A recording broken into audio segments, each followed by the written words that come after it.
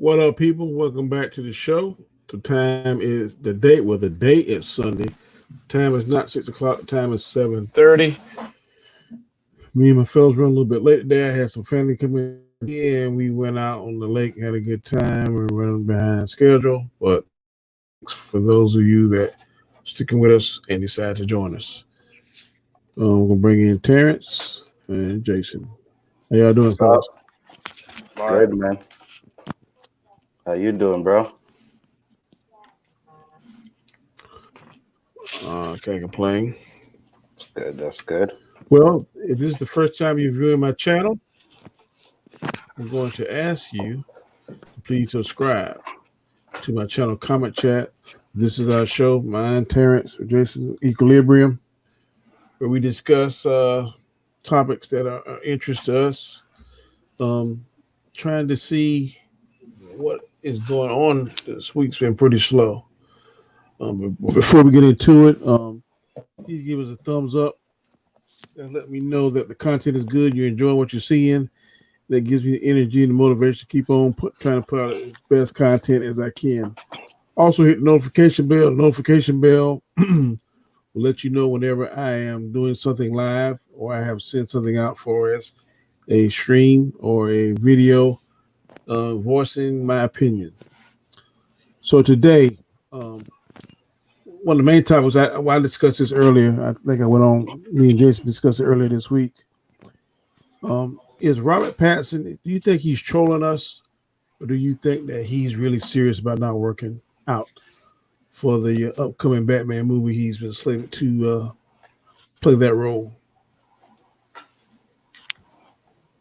It's a good question. I don't know if he's trolling, but hopefully he is. I don't want to see a skinny Batman. I want to see a big Batman. Like we were saying before, once you saw Ben as Batman, that's kind of the look you want to see for a Batman. So, Yeah, I agree. What say you, Mr. Terrance? I don't think he's joking because I saw the pictures that he put out. His personal trainer said that he's not training at all, even though he gave him specific instructions on what to do. He has a nutritionist. He's not listening to the nutritionist. He said that he's an individual that has a hard time gaining weight, and while I believe that to be true, especially someone like myself, I started as a 97-pound asthmatic. Now I'm 217 pounds. So, it's possible to make improvements no matter how difficult it is for you, but you also have to be willing to try. And the fact that I did that shit by myself and this fucker has a personal trainer and a nutritionist and he's just choosing not to implement that into his daily schedule is very irritating to me as someone that does believe training to be very important and me being a huge fan of the Batman character. Like, if you're not taking it seriously, you don't deserve to be in that position. I don't care I I what kind agree. of talent you have. mhm. Do you think that this may, if he is in fact telling the truth, that this may possibly break his contract because he don't look a certain way? Because it was rumored, and I believe the rumors are true, that if I'm not mistaken, Christian Bale was in the Machinist where he lost a lot of weight. Once him and his agent verified that they got the Batman position, I was told that he gained a lot of weight to try to look the part, but he gained too much weight. And I think Christopher Nolan was like, "Look, you're too big," so he was able to gain all the weight back, to exceed the look that Christopher Nolan wanted, but then was able to slim down to where we saw him at. And to me was very, until Ben Affleck came, was the best Batman in my opinion. Mhm. So I do believe that if he would not have been able to do that, then he might have been scratched off the list. Also, another reference that Robert Pattinson should be aware of, that his co-star Taylor Lautner in one of those movies, I think it was New Moon, if I'm not mistaken, he didn't have the correct physique, and The director told him, said, look, Jacob has to look a certain way. If you don't have X amount, if you don't have the look X amount of muscle, whatever the case may be, you're not going to get the part. So Taylor Lautner, based on what I heard, what I read, yeah, very stringent workouts. Um, you know, I heard he carried beef patties in a cooler to keep him warm, and in between shots, he would eat protein, do a workout, and was able to get the look that made the girls go crazy. So Batman is to me is a very iconic character. He has a certain look. I've never seen a skinny Batman. And then some people say, well, it could be year one and he's in a learning process. No. When you take on that kind of life, you know that you could have a certain amount of brain power, which he has, willpower, we know he has, but you're going to have physical power.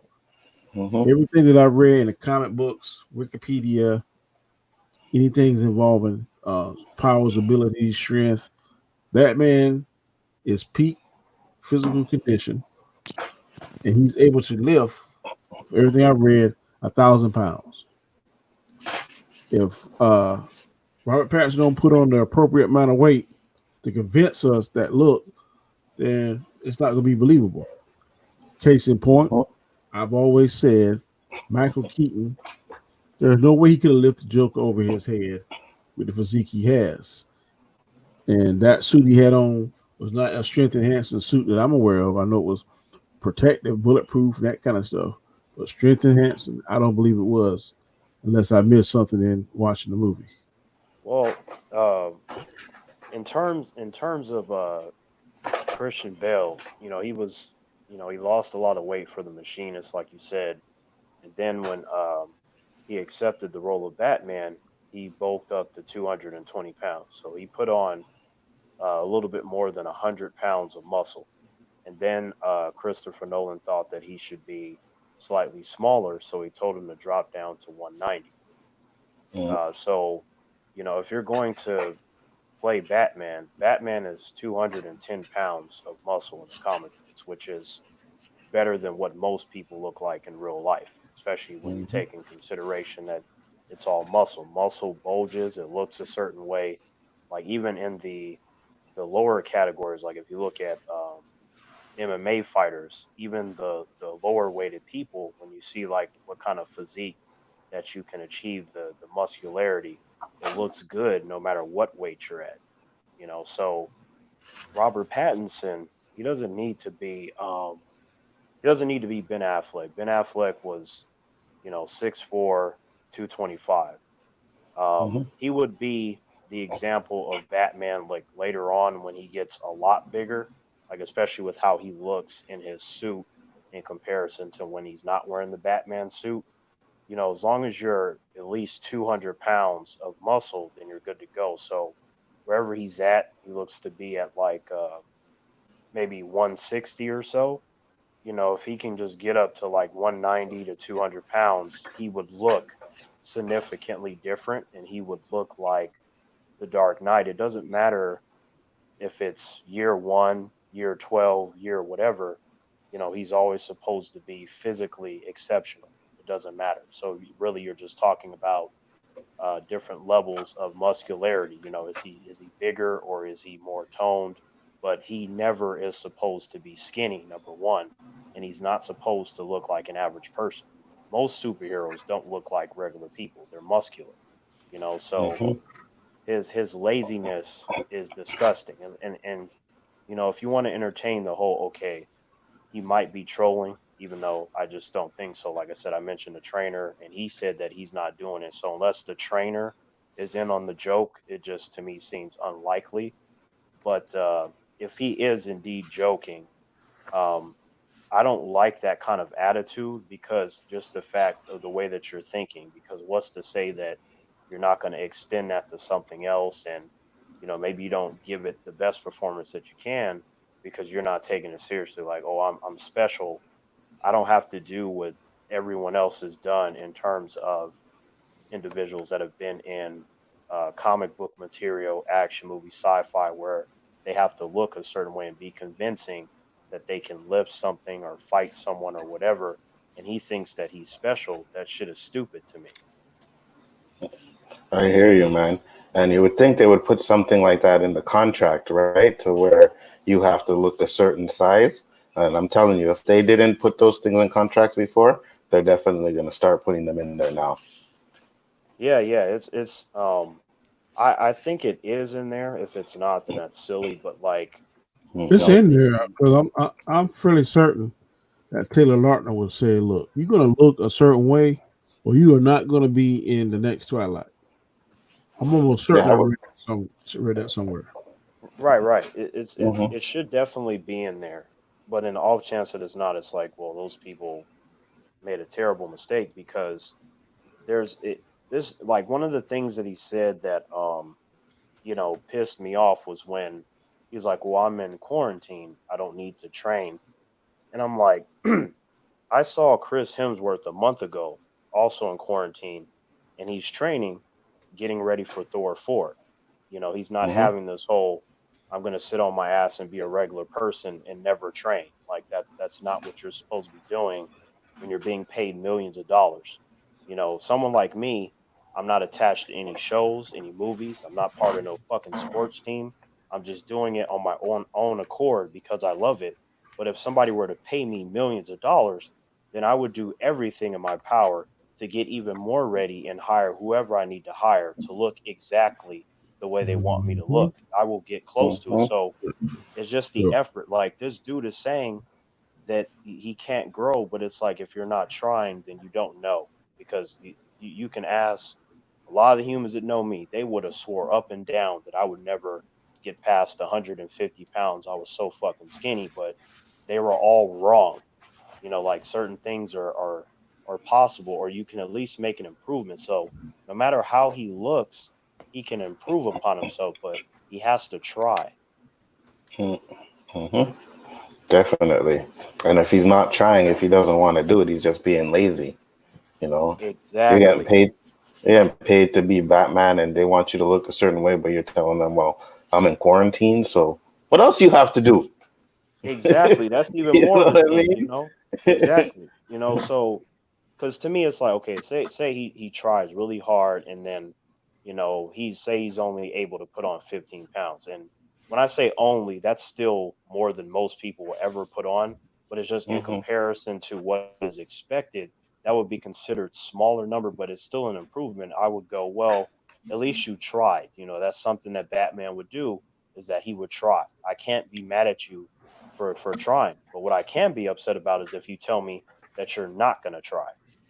Hmm. I I I think it's bull crap. He's saying that it's one thing when you say you can't do something and you poor or middle class. It's a horse or a different color when you say you can't do something and you filthy rich and got the means or wealthy. Case in point, when Magic Johnson announced that he had the HIV virus. Back then, for the most people that didn't have the money or the means that Magic Johnson have, it was a death sentence because Hmm.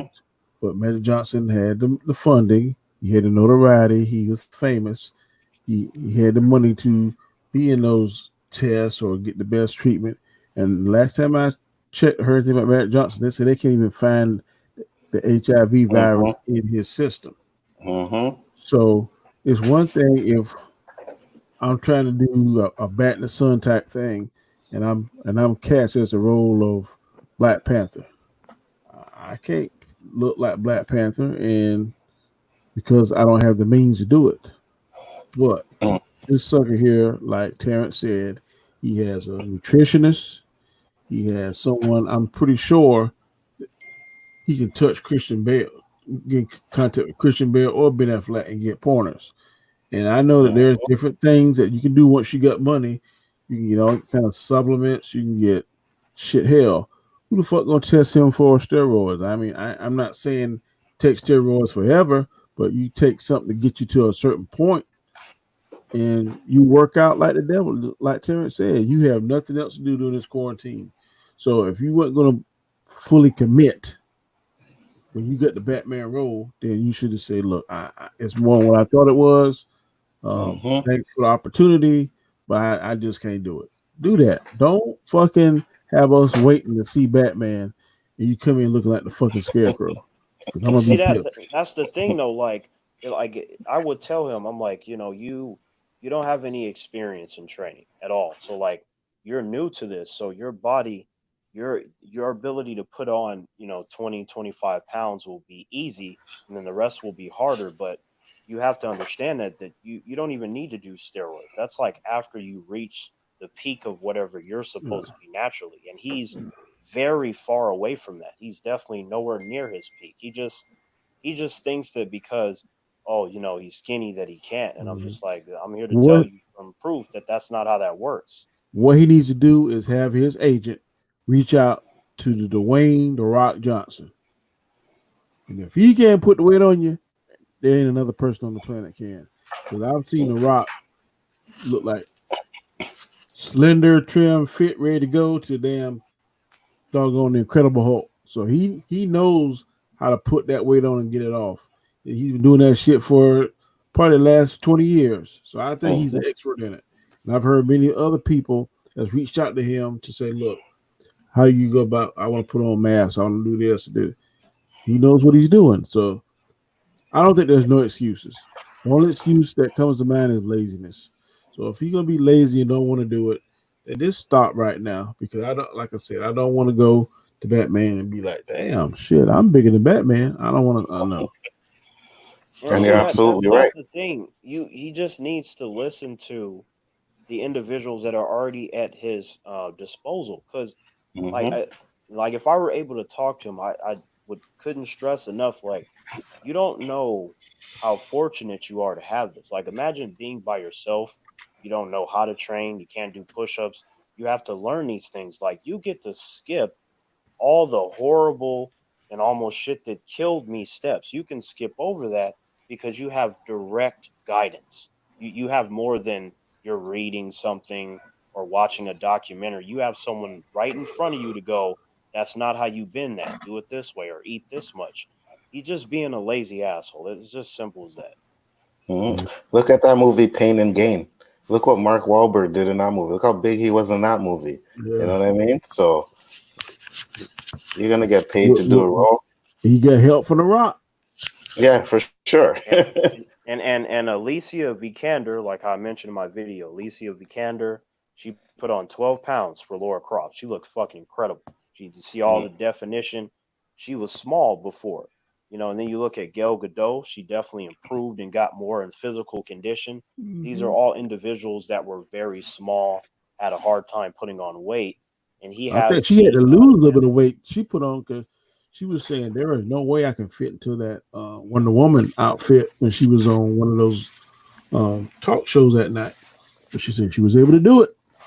Yeah, Hmm. yeah, but it's just I'm just saying that she was able to gain the weight, Yeah, in accordance to what of they the wanted muscle. because she worked hard, and Hmm. these were people that were small. So when you analyze someone like especially like me, I have a very good eye for fitness and potential and all that. Like you can make a general assessment, but at the same time, it's really hard to know for sure until they try. And then once they start, then you can go, oh, okay, this is what we need to do. Once you start seeing how the person develops, you see their strengths and their weaknesses, and you play off of their strengths. It's a whole process, which is why most people don't do it. It's like a lifetime commitment for as long as you want it. You can't retire and shit like that, like how you do jobs. Like if you want to get in physical condition and keep it, you need to make a commitment. And if you're going to be playing a character in a movie and it's going to be for 6 8 years, however long it takes you to do the trilogy or whatever it is,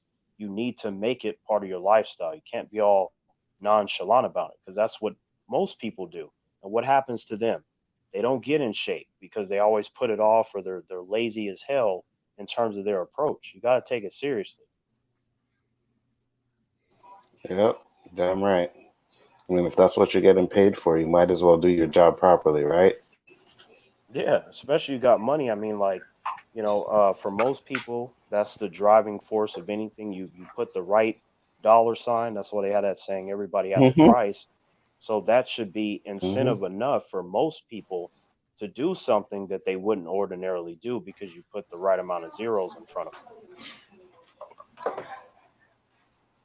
You're all right, brother. 100%. Yeah, that's just my thing. Like One I'm hundred I'm percent. I, So I'm still in the category of many people actually where I don't think he could play the character. Like I have to see it first. This is not about hmm his acting or what he could possibly achieve physically. It's just that playing a comic book character is very difficult. Like you have to be that character. You have to fit into that fantastical environment to where we see you and we see the character, not you. So that's a Terrence, whole other ball game. hmm what I told you might happen has happened. I'm gonna have to leave, but if y'all can stay on, that would be great. I should be back shortly, but I Okay. have to go to this. So y'all stay on, talk what All you right. want. I no will be problem. back. If y'all want to leave before then it'll just run, I guess. But I have to go. All Oh right, no, do your we'll thing, we'll, man. we'll talk till you get back. All right. It's definitely not a problem. So yeah, it's just I just don't like laziness when you're in that position. It's just silly to me. hmm That's That's all. exactly what I'm saying, bro. Like, you got so much money, man.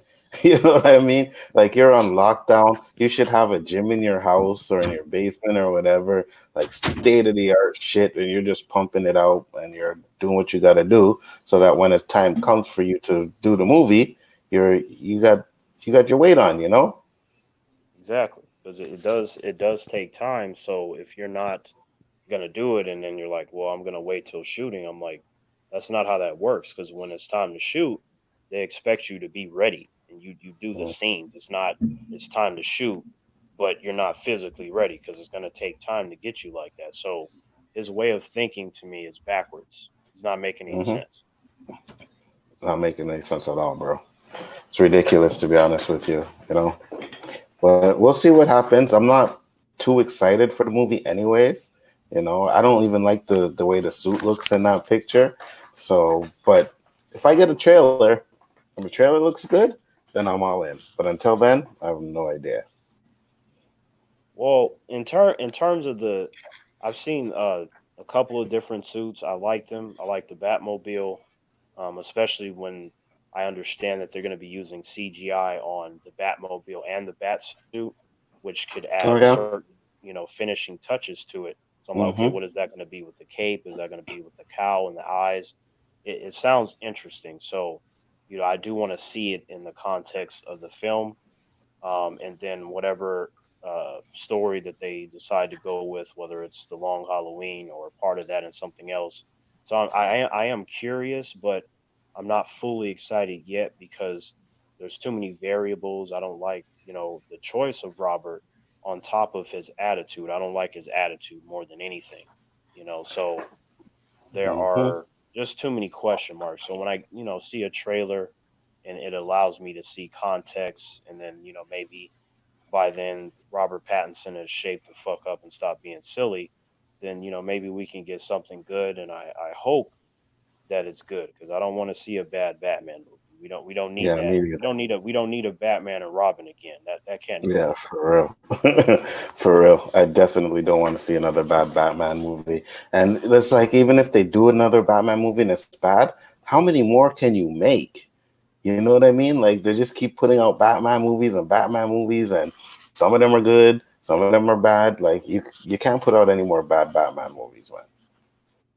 Yeah, well, I mean, the thing is with Batman, whether it's if if they're approaching a separate thing, then there's a certain level of storytelling for that. If they do something that they want to be part of a larger universe, there's a hmm certain way that you approach the storytelling. And Batman has plenty of storylines that they have not done, and you just have to do them properly and let people know what's coming and what that leads into, and then you can properly incorporate the Batman family as a whole to add to hmm that, to give it a certain spice that most people are not used to, that haven't seen stuff like Titans and all that other stuff. hmm So it'll feel fresh to them, especially if they get something where you have Batman and you got Robin or two and you got Batgirl. They're gonna be like, whoa, like what is this? And you make it worth their while, and let them hmm know that there are more things on the way.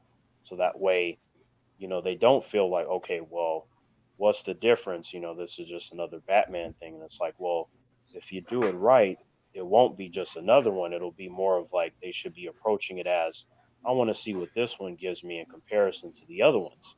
And it's the Mm-hmm. same thing. It's the same thing for Superman. As long as you do interesting things, then you can do the character for that long. And there's a reason why they've been around this long, because they do have more stories to tell, different Mm-hmm. interpretations, and how they mix with other characters. And most people, the average person that doesn't read comic books, they've taken a liking to Batman and Superman and the characters that surround them. So you just have to keep their interest by allowing it to be fresh. The only way to do that is to introduce something new on top of making the material good. Mm-hmm. That's true. I agree with that. But again, like I was saying, I mean, yeah, you could do it as long as you do it good. But like, let's say it flops. What are they going to do? Start over again? Um, like if it flops, which I would be surprised by that, you have, even like, say the trailer comes out and it's horrible. Mm-hmm. I think that the appreciation and the curiosity for the character outweighs that you're going to have people go by default. Like, they have to see what this Batman movie is about. I highly Mm-hmm. doubt that they're just going to be like, nah, because they're going to be too curious. Like, whether it be that they want to see this Batman or this Penguin or whatever it is, something will entice them to go. And then, if they don't like it, then they probably won't tell anyone else to see it. But you still will have those droves. So I think that the Mm-hmm. movie will make a lot of money no matter what. But in terms of how much it can make, will be dependent on people's word of mouth. The people that go to see it right away, and then they tell people like, "Yo, you got to watch this." That will help boost things as well.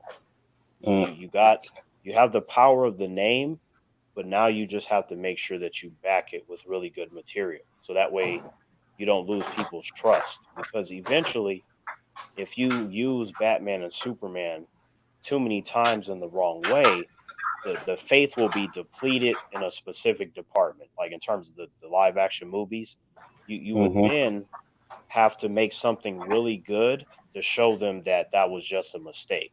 But you have to be very careful. It's not Mm-hmm. like, it's like with most of the Marvel characters. Like, you have one Iron Man for 10 years. You try to do another one. There's not as many stakes because you just only have one.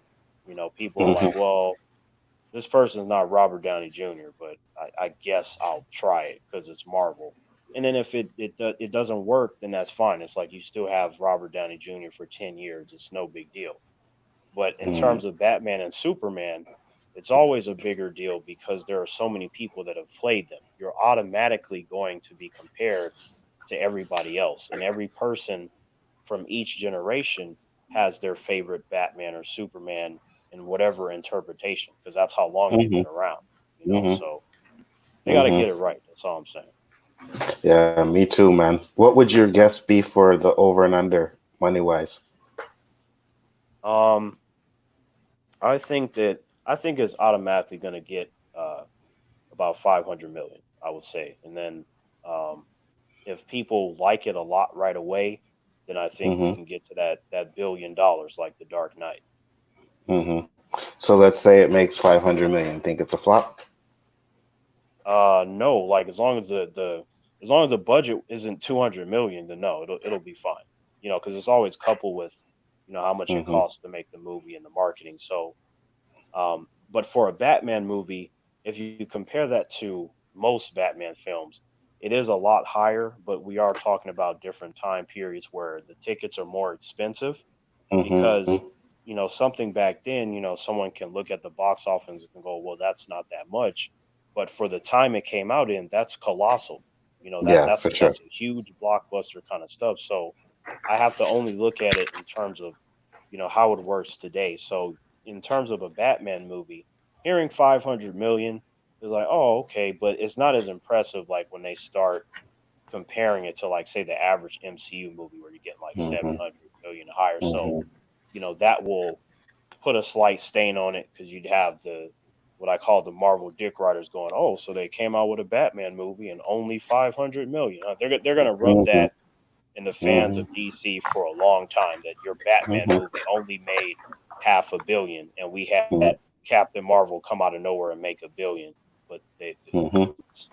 I'll be ready for those conversations. But I think that I would give it 500 million, and then if it just looks amazing and then people like it, over a billion for sure.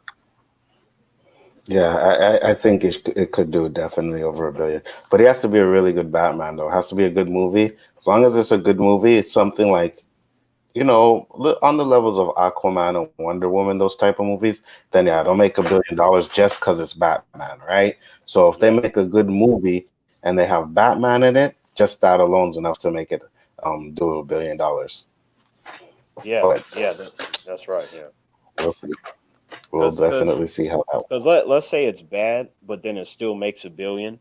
That would just Mm-hmm. be with the strength of it being Batman because it's Batman. Mm-hmm. Like a lot of Mm-hmm. people Mm-hmm. didn't like Batman v Superman, but a lot of people went to see it because they heard that Ben Mm-hmm. Affleck was so good. So Mm-hmm. that became the selling point after the whole Batman versus Superman. It then became about like, yo, you have to see this Batman. You got to see him. Mm-hmm. So Mm-hmm. the narrative kind of changed to where it kind of in itself evolved into just a Batman movie because that's all people Mm-hmm. cared about. So Exactly. I think that if it's bad and it makes a billion, what could happen is like, okay, a lot of people say they're like, man, this was terrible, whatever. Depending on how it ends and what they could possibly do with the sequel, some of that curiosity might carry over, and then you would Mm-hmm. get this is definitely only going to make half of what the first one did, and how Mm-hmm. much more it will make at that point, I feel would solely 100% depend on the quality of the movie. Because if they didn't like that Absolutely. first outing, they're going to be like, well, if I don't like this second one, like I'm not going to Mm-hmm. see I'm not going to see a third one. It's just not going to happen. Mm-hmm. Yeah, absolutely. And I think that if this movie doesn't do what it's supposed to do, Warner Brothers, they're going to freak out again and they're going to switch it up again and probably beg for Ben to come back. Um, that might happen, but the thing that since this is like a separate thing, you have a what they call a saving grace because Mm-hmm. it's not attached to anything. You do have the liberty of scratching it and going, we can now revert back to our shared universe, which is Mm-hmm. which is some of Warner Brothers' intelligence, by the way, that they put themselves in a position to where if they fail, they have another area where they can possibly succeed. We saw that Mm-hmm. with Aquaman, with Wonder Woman, with Joker, and then Shazam kind of picked up popularity over time.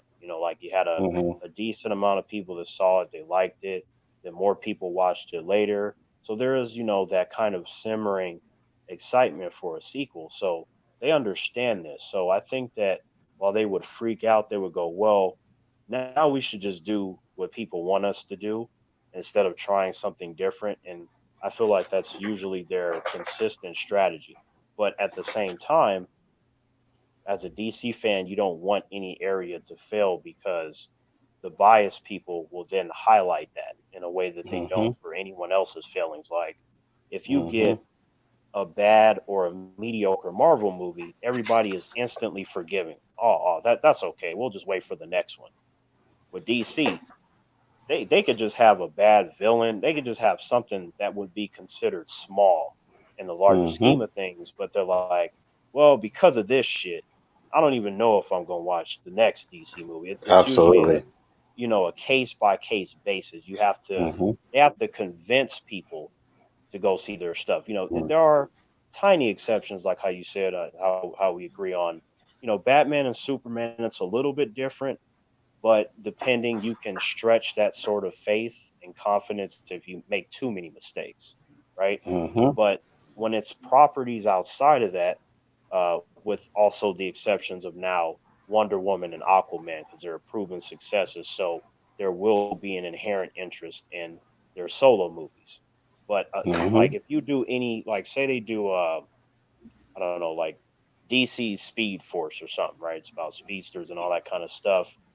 The Mm-hmm. average person is going to be like, oh, well, I didn't like that Batman movie. I don't really care about Flash that much. I don't really. Mm-hmm. I'm not gonna go see this right away. Like maybe if my friend tells Mm-hmm. me, I might watch it. So you will get that, which is what I don't want. It should be that was great. Oh, another one's coming out. Yeah, I'm gonna watch that. You want that kind of Mm-hmm.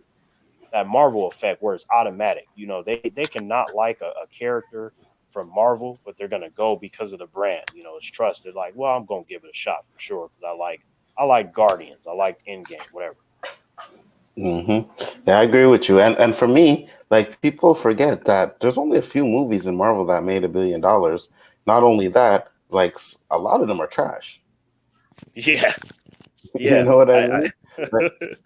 Like a lot of them are trash, bro. So like you want to give bias to DC because DC's had a couple of misses early on, which Marvel didn't, and that's the only thing that's really different. Is Marvel had a bunch of hits right up front, right up at first, and DC didn't. They struggled out the gate. But if you check on the two other phases, like a lot of those movies for me are just like one time watch and that's it.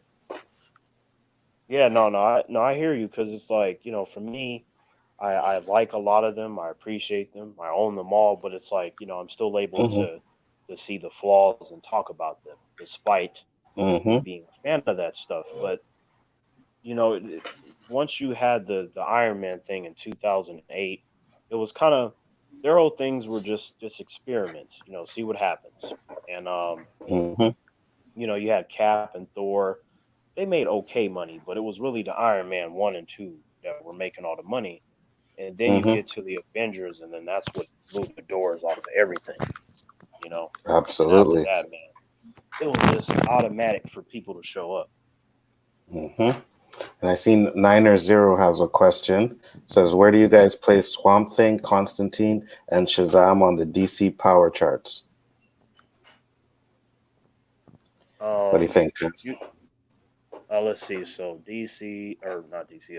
Constantine, Swamp Thing, and what Swamp was the other one? Shazam. Okay. Well, it does depend because Swamp Thing, he's pretty powerful, but I feel like his best element is when he's dealing with earthly based things, like anything where he can utilize his plant like powers. You get Mm-hmm. him in a battle, and he can definitely help you out in the strength, sort of brute force, wrecking people right away kind of stuff, as long as they themselves don't have a whole lot of superhuman strength. So, like, I feel like, Swamp Mm-hmm. Thing, you definitely would want him around just to wreck people right away because he can, when he utilizes the full potential of his power, you can have like 40 guys and he can wreck them all in 30 seconds with his powers. So Mm-hmm. you would definitely want him Mm-hmm. there, and he always goes for the kill shots too. Like he don't care. He don't even like humans, so that helps you too. That he won't Yep. be a hesitant based character. If he's on board with your plan and you let him know that these are the enemies, they're all dead. He will try his hardest to kill them all right away. So I think that he's Mm-hmm. he's good there. And then somebody like Constantine is good for whether it be anything magic or supernatural. He's someone that also improves because even though he's kind of like an asshole and he can appear lazy at times, like low key, when people are not around him, he does improve his skills. And it's kind of something where you notice, whether it be that you see him in live action or you see him in the comic books, he's like that character that tends to surprise you. Even Zatanna, she's been surprised by him. Swamp Thing, the Justice League, just like, when Mm-hmm. did you learn that, John? He's like, oh, well, I did it just specifically for this battle. So I think that the surprise element and the laid back personality of him would do you great in any situation, really. That you need someone to help you travel, help you deal with magical forces. Like he's an all around. Like you would want Constantine there, whether you like his personality or not. So I would want him there for sure. I think he's one of the Mm-hmm. most powerful characters that DC has in a more subtle, relaxed kind of way. It's like offhand, a lot of people will be fooled by his demeanor, but he will wreck your shit if you give him a chance. Oh yeah, for sure. For sure. That's what I was gonna say. I think Constantine is the strongest one on that list. Then probably Shazam, then Swamp Thing. But I mean, just because he's third doesn't mean he's not powerful. He's very powerful, you know? Yeah. Um, out of those three, in terms of sheer strength and power and potential, to me, Shazam would be the strongest out of the three, in the sense that, number one, he can combat Black Adam and Superman and knock them both out. So you Mm-hmm. have a crazy amount of strength that's stronger than Swamp Thing and anything that Constantine can produce. He's not a person that really does a lot of spells, but his Mm-hmm. overall arcing power is imbued with magical properties, which enhances anything that he does, and he tends to get just a little bit stronger when he gets upset.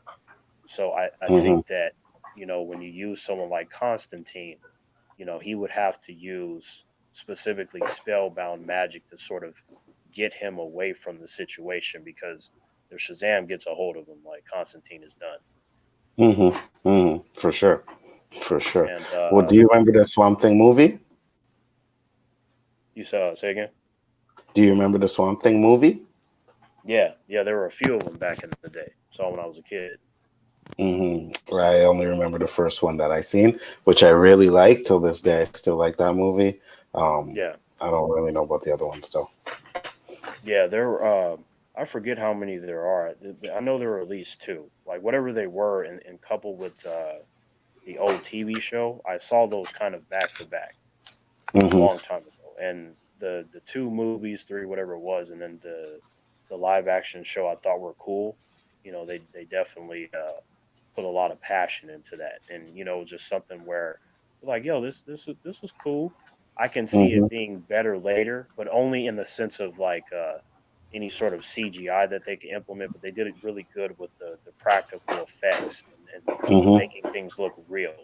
Like, yeah, that Mm-hmm. shit. If I see that shit, that's a problem. They did a good job in the makeup department and stuff like that.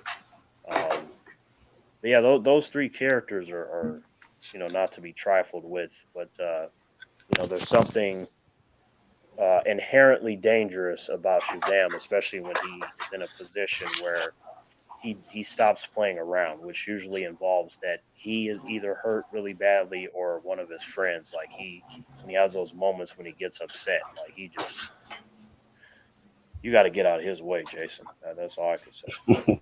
How does he stand up to Superman? When he fights Superman, he can knock him out. Like, he has that much strength to be able to do that. So, that's why I was saying, like, when it comes up the question of, like, how does Shazam's strength work, you let people know that a Superman, while paying attention, I'm not talking about a sucker punch. I'm talking about full blown attention. They're fighting. Shazam can knock him out, but Mm-hmm. Shazam's overall strength is not comparable to Superman's overall strength, and Superman wants to just kill him. But usually Mm-hmm. Superman is holding back, and Shazam is able to muster up enough strength to at least be able to fight him. So if we're talking about Shazam shows up, Superman shows up, Shazam's magical properties would irritate Superman because he does have a weakness to that. But if Superman wants to just kill him, it doesn't matter about the magical properties that he has. That's more of, like, I feel like that's the equivalent of, like, me, like, when I have, like, allergies to grass. So when I Mm-hmm. mow the lawn and shit, it, like, really, like, messes with my sinuses. It doesn't kill me, it's just irritating. I just take some allergy medicine, I'm good. It's Mm-hmm. kind of like that with Superman and magic. That shit is irritating. It can be miserable, and at the wrong moment, if that's coupled with someone like Shazam that has superhuman strength, yeah, you gonna get knocked out while you sitting there sneezing and blowing your nose and stuff like that. Yeah, because I just seen a post. CBR had Superman versus Black Adam. Who you got? Oh, I feel like that's very, very similar to what I said with Shazam, right? The Mm-hmm. the difference being is that Black Adam at many points is more powerful than Shazam at moments, and Mm-hmm. he's able to take on Superman and Shazam at the same time in a combative situation.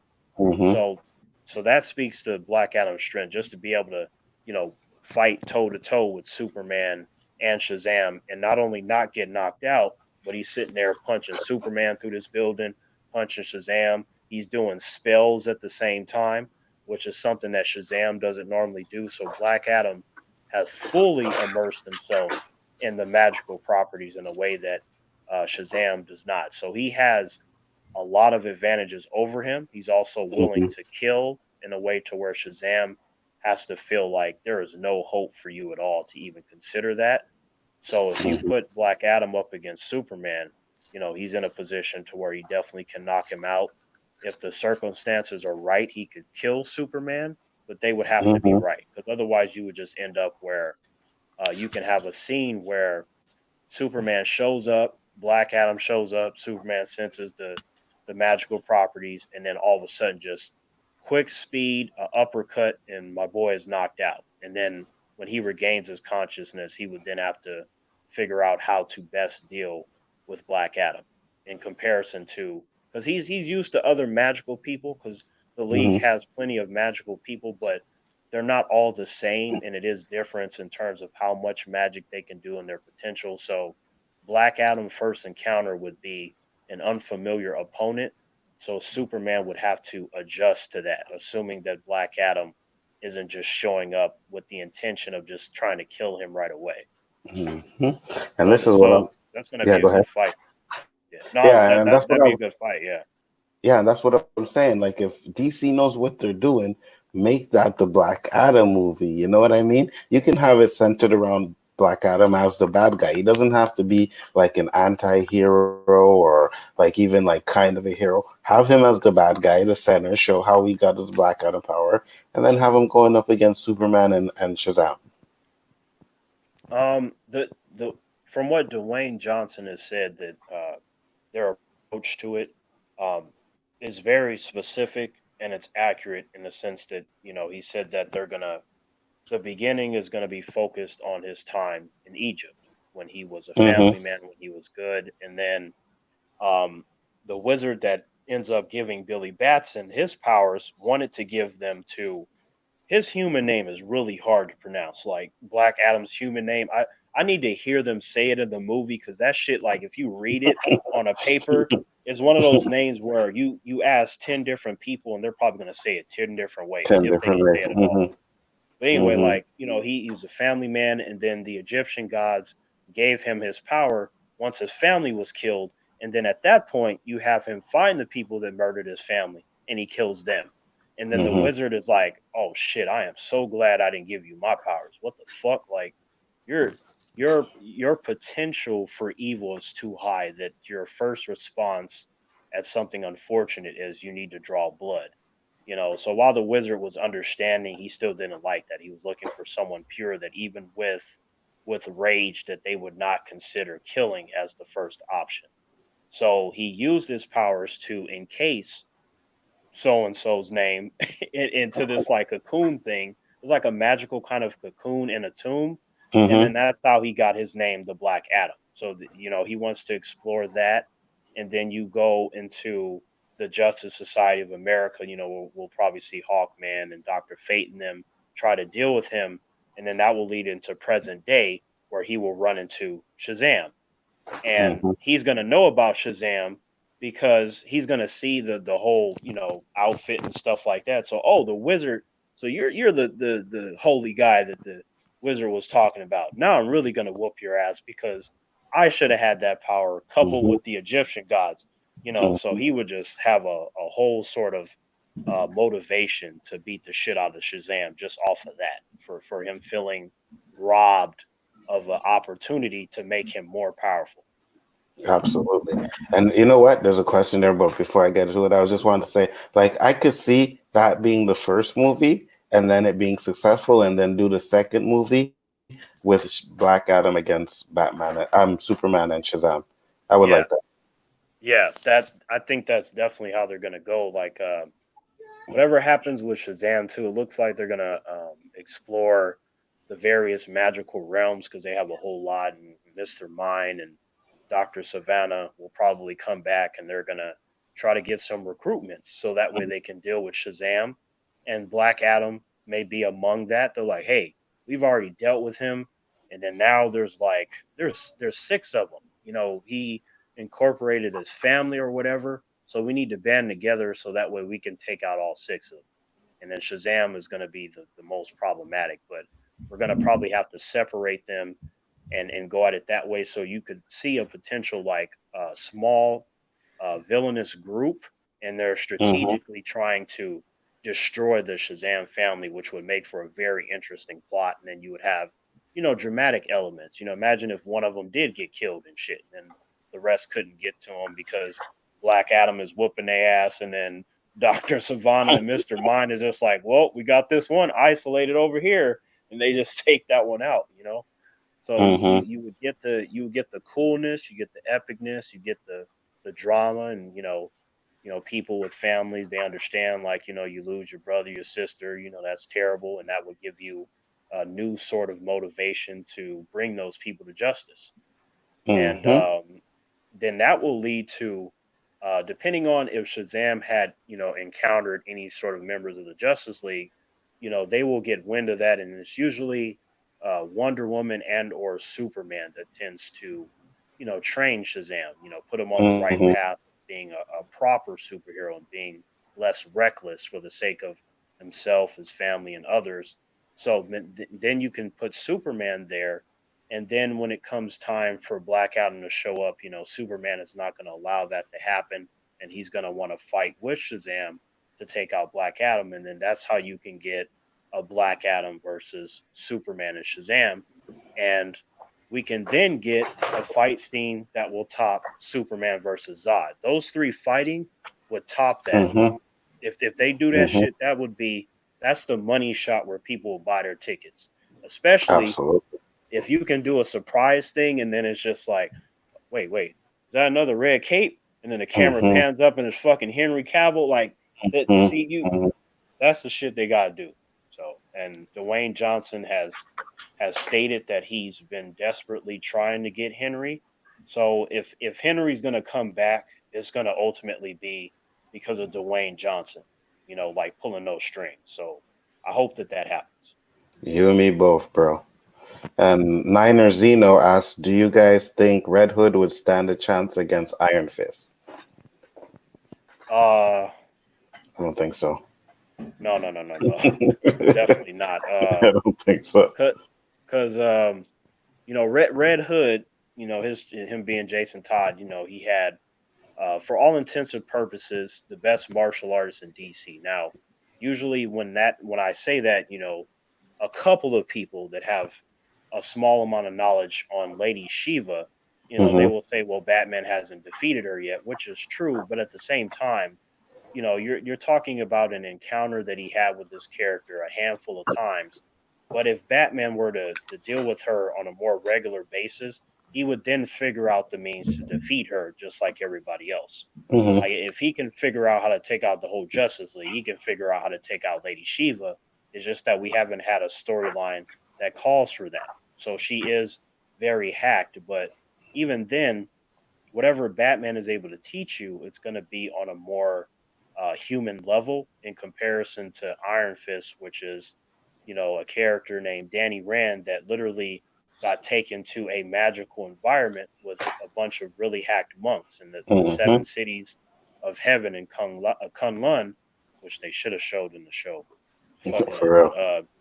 he went through different phases of training, and each monk had a different uh talent in fighting that they he would have to beat them to go to the next monk and to the next phase, then ultimately going up against a damn dragon Shao Lao at the end. And once he defeats that dragon, then that's how he gains the powers of the Iron Fist.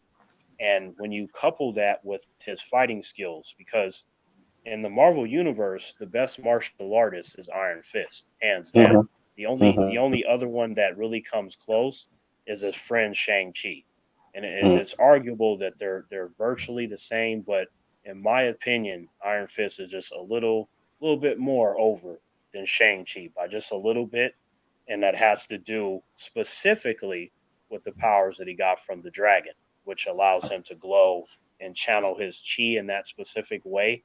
I feel like Mm-hmm. that really does give him the advantage over Shang-Chi just because of that. So when you couple that against Jason Todd, who, even though brought back to life, he's still pretty human, Iron Fist would just punch him and he would die. There's nothing he'd be able to do. Yeah, absolutely, absolutely. Like you could see, like Iron Fist when he heats up his fist, he can hurt Luke Cage. You know what I mean? Yeah. So if he were to hit Jason Todd with that, yeah, Hmm. it's done. It's done. So yeah, definitely Iron Fist would take him out.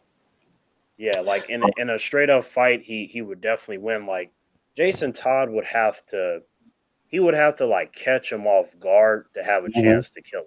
Like it would have to be swift and quick because if Iron Fist dodges or blocks that shit and then they just fight, he's gonna die like a couple seconds Mhm. after that. So Mhm. He would have to. yeah, No, I was gonna say he would have to try and pull some Batman shit. You know what I mean? right. Like Mhm. his only way of achieving victory has to be through sneakery. He that's the Mhm. only way. But even Mhm. then, that's still a slim chance. So if you had Mhm. 100 fights, Iron Fist is winning 98 out of those 100 fights. Absolutely, agree with you 100%. Longbox says, "Please not a Scorpion King remake." Guess he was talking about the Black Adam movie, which Oh, yeah, I would hate hey that, man, man. Oh my god. hey man, like I liked Scorpion King 1. I thought it I was a was cool just about movie. to say, don't tell me you like that movie, bro. Yeah, I liked the first one. The sequels I thought were really bad, but that first one, I liked the story behind it. I thought the action scenes were cool.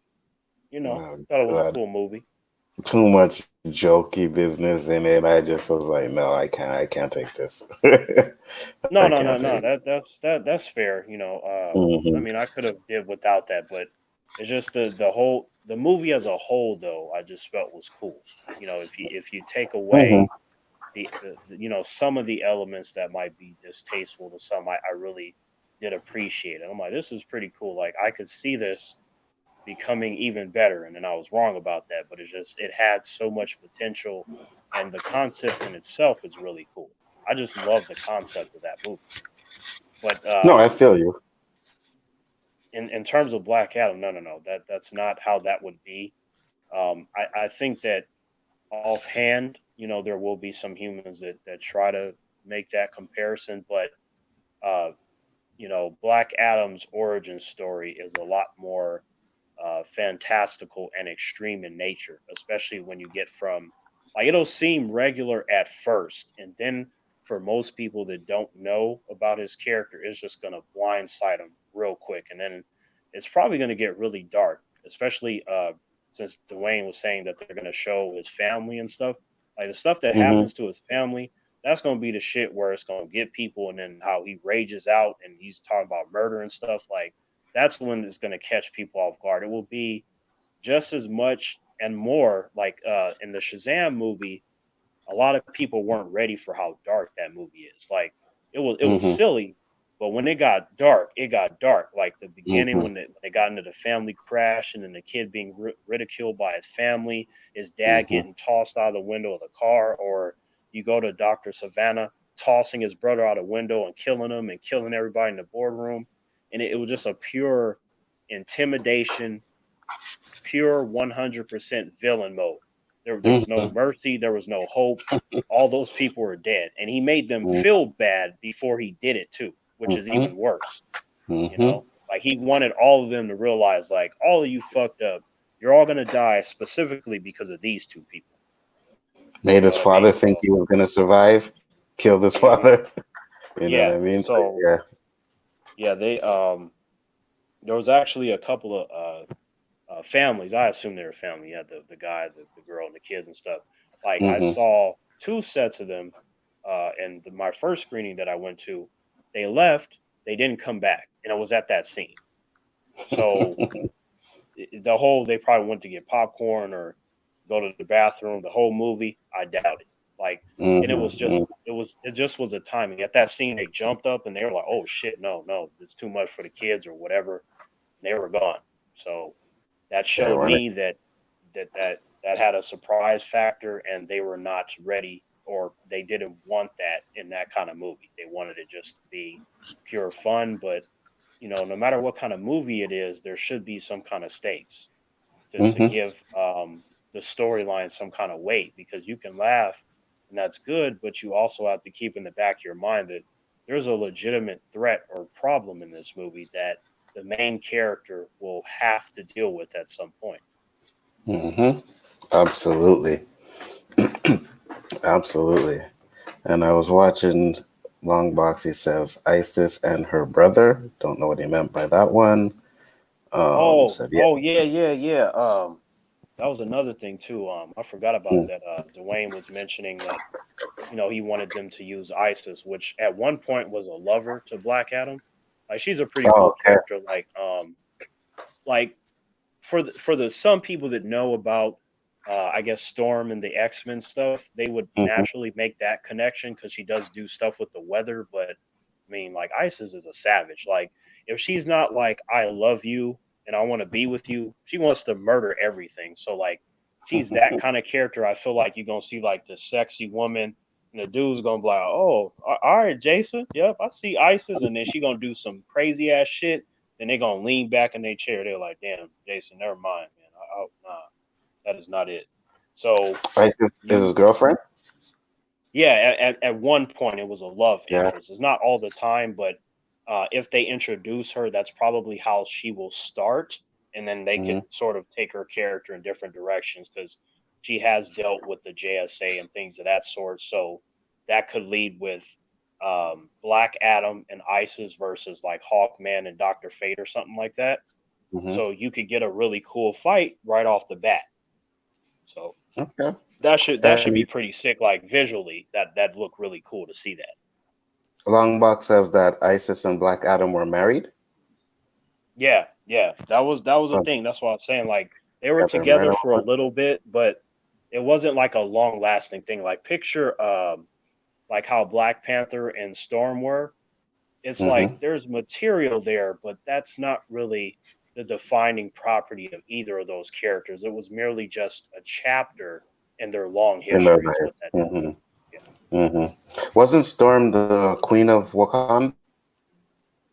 Didn't she At end up one being point the? when yeah, like because they had a few different stories. Like at one point, she runs into T'Challa and they get married. But then at another point, she was more or less queen, and then you had T'Challa having his workings in Wakanda, and for the sake of combining resources and power, they'd be like picture like in real life, you have two people and you combine them, you have the resources, and they become a superpower.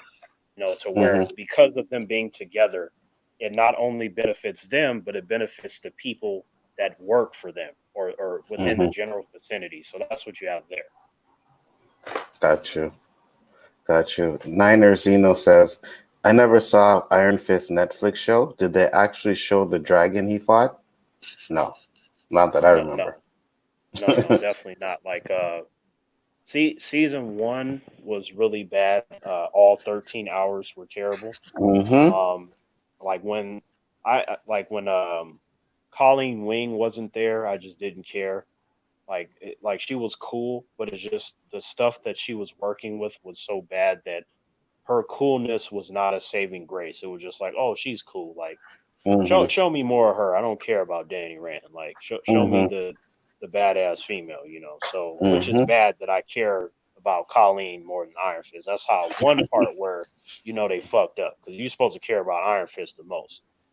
So season one was nothing more of what I call the Meachums show. And for the person listening, the Meachums are just a bunch of humans that are connected to Danny Rand because of business and money, but they took over the whole show to where Iron Fist became a secondary character in his own show. They had way more scenes than Danny Rand, which is stupid. Yeah, I know. Yeah, so. But Donnie, the guy that played Donnie was a horrible actor, though, bro. I didn't like his acting at all. Like I mean, I heard that from a lot of people, and like my sentiment was like, okay, you know, I didn't hate him. It was like I felt like, the people that did the fight choreography, number one, were terrible. They didn't prepare him right, and the lines that they gave him to work with were atrocious. And I was like, I feel like this dude could be better if he had the right people working with him. Like I felt like he was just thrown in a really terrible situation. But at the same time, I'm open to other people playing him. Like I didn't feel like he was perfect for the role, like Mm-hmm. how a person should be, like where you're like, yeah, that's definitely that character. It was more like I got him, but I feel like I can't see him in the best light under all of these horrible circumstances. I would like to Mm-hmm. believe that he could be a little better if you gave him great stuff to work with. That's kind of how I was looking at it. He probably won't be around anymore, right? Like we're not going to hear Yeah. from this guy again. Oh yeah, yeah, yeah. No, no. I can see that. Yeah. I mean, he had his initial steam because he was in Game of Thrones, which Mm-hmm. while a great show, I do feel very much that it's overrated in a sense that people think it's the greatest thing ever when I can just name a bunch of shows that I think are just as good or superior from a storytelling standpoint, and that also didn't have a terrible last season to where over 1 million fans wanted to be redone. So, Mm-hmm. but I can yeah. tell you So straight up. Oh, go ahead. no, no. Go ahead. Yeah. No, I was just gonna say I could tell you straight up. I can't stand Game of Thrones. My friends were like, "Oh, you gotta watch Game of Thrones, bro. You gotta watch Game of Thrones." So I was like, "Okay, let me watch Game of Thrones." I watched the first episode, and I was like, "No." Watched the second episode, and I was like, "No." I watched the third episode, and I was like, "I'm done. I can't do this anymore. I can't watch this show. I don't like it." And I took a whole heap of shit for not liking this stupid show. Yeah. Yeah. Same here. Like, man, it must have been at least most of my friends. They very much loved the show.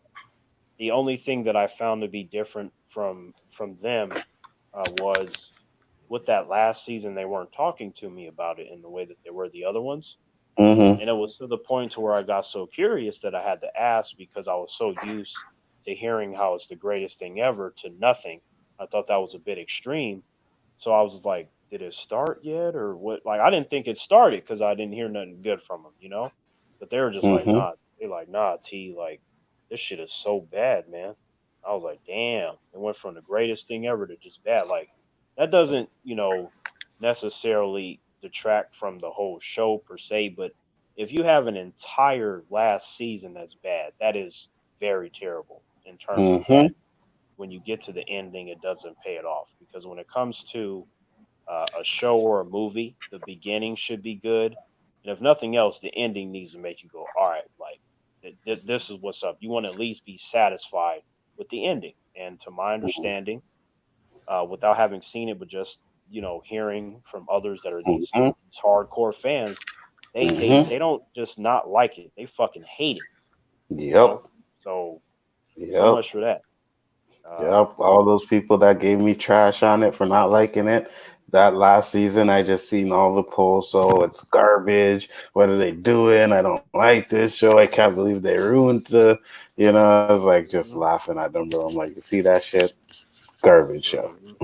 How ironic, and then some of them went into more detail about how it ruined earlier seasons because they messed up this Hmm. character, and then Hmm. I was just like, dang, like that sucks for you guys. Like I would not like that either if I were invested into a show or some kind of movie franchise or whatever. You really want to stick to landing. You want that ending to matter because that's going to be the walkaway point. Hmm. Like what was the last thing you saw? And then if you're just like, man, it was terrible, and then you would have to think back to get something good. That's not how it's supposed to be. It should be the Hmm. last thing. Like But with no, go ahead. What you gonna say? no, I was just gonna say that it's like with Arrow. That had a great Hmm. ending, the payoffs, Hmm. the funeral Hmm. for the character, and then everything coming full circle. You was like, yeah, long time fan. You got everything that they were doing and then some. I'm like, this is dope, and the whole season was just important and relevant, and the stakes, and they stuck the landing. I'm like, that's how you Hmm. supposed to end whatever you're doing. So yeah, Hmm. that's all I was gonna say. And I was gonna say like yeah, there are shows that stick the landing, but I find some of the shows, like a lot of them, a lot of people don't like the last season or maybe the last episode. I was a big fan of Lost, and that last season had people so confused. They hated it and shit. I liked it, but A lot of people just did not like that last season, bro. Now, for me, I was never a fan of Lost. I couldn't get into it, but like Game of Thrones, it was a show that a lot of humans around me they thoroughly enjoyed it, and Hmm. I think it was actually from my perspective what they were telling was the last few seasons they didn't like. They're just like, man, what the fuck, and then they kind of were dragging their feet towards that series finale, and then they disliked that Hmm. even more. So I was just like, well, man, Hmm. that's not good. You've never watched it? I saw a little bit of it, like when I was A with little friends, bit. but the stuff that I saw, I just was like, I don't want to watch this whole show. I couldn't get into it. Bro, when I first heard this show was coming out, I was like, who the fuck wants to watch a fucking Gilligan's Island remake and shit, you know? Like, I don't want to watch this crap, right? So one Right. night I was just home and I was bored and I put it on and I got hooked off of that one episode where I was like, okay, this is better than I thought. And then I started watching it from there. It wasn't in like season 2 when I started watching it, so I had to go back and watch season 1 and then catch up to where I was. And then after that, I never really missed an episode. Right, right. No, that's good. Like I do like to hear that, that someone is enjoying something, and I hope they get good stuff in the same way that I want good things with the stuff that I like. So, Hmm. me being part of certain fandoms, if you will, I can appreciate the idea of fandoms in general. We all want the same thing. We want the best out of whatever it is we're watching, you know? Hmm. So Absolutely. I definitely uh respected and appreciated the enthusiasm that my friends had for these various things that I didn't care for. And I was always able to explain it to them, like cuz there's a difference between, me saying that I didn't like it and I thought it was bad, or me saying that I didn't like it but I recognized the quality, but it didn't sit well with me in terms of an entertainment aspect, which is what Hmm. you're supposed to feel when you watch something. You should feel Hmm. entertained. Because if not, Hmm. then for you, it's not. It didn't do its job. It didn't hook you like it's supposed to. Hmm. Hmm. Like that's what it is for me too. Sometimes it's like a show I have to catch it like maybe an episode where it's like, oh, damn, and I'm kind of like, let me go back and watch this, you know. But usually it's like I don't know, I don't get into them right away, you know, unless it's like a Marvel or something. Then I watch it from straight. But it's either somebody has to tell me it's good, or like there's so many shows. Vikings I've never watched, heard it's good. Border I didn't like that one. Badlands. You don't like Vikings? Nah. Okay, that's good because I heard it was good. Like I heard Vikings is good, and people were telling me it was good. So I haven't saw that one. There's the Into the Badlands. I never watched that one yet, and I heard that's good. Jason, you because you said that, that now this just brings up a direct memory because this ties into what we were like. I was just saying about Iron Fist about the bad fight choreography. Mm-hmm. In the case of Into the Badlands, number one, you had a very interesting premise, very unique in the sense that once you see it, you will never go, is that one show? It once you see Into the Badlands, you know it's Into the Badlands. It Mm-hmm. has its own flavor, and you got the world where there's no guns, and you're either going to be a badass or you're going to die. If you don't know how to Mm-hmm. fight, you're going to be cooking somebody's food or something, and then if you get caught slipping, then you're just going to get beat up. You ain't got time for none of that other stuff. And then you got the barons. They're like basically the sheriffs of their own areas, and they have their clippers, which are people that are trained, and they got the tally marks on their back indicating how many people they've killed. And it's really cool to see that world and how those people interact, and it follows a character named Sonny. But Mm-hmm. each character that is a central focus point, they have their own fighting style. So you get to see different types of martial arts. You get to see different types of fight choreography. The main cast is a mixture of actual martial artists and people that trained for their roles, and Mm-hmm. most of them did their own stunts. So you get to see like, damn, I would have believed that this person was a martial artist. The women, men, the kids, it don't matter. They was all kicking some serious ass. I was like, yo, Iron Fist should be to the caliber of this show in terms of the fighting. especially when you're saying that you're the immortal Iron Fist, you're from Kunlun. Mm-hmm. That was another thing that pissed me off. He said that like a million times every I know, episode in season I two. know, I know, Jason, I know, Jesus, I what know. the hell, Jason? Like it, I'm like I damn near started to clip all the scenes together when he was like, "I'm the immortal Iron Fist, I'm the Danny Yeah. Rand, the immortal."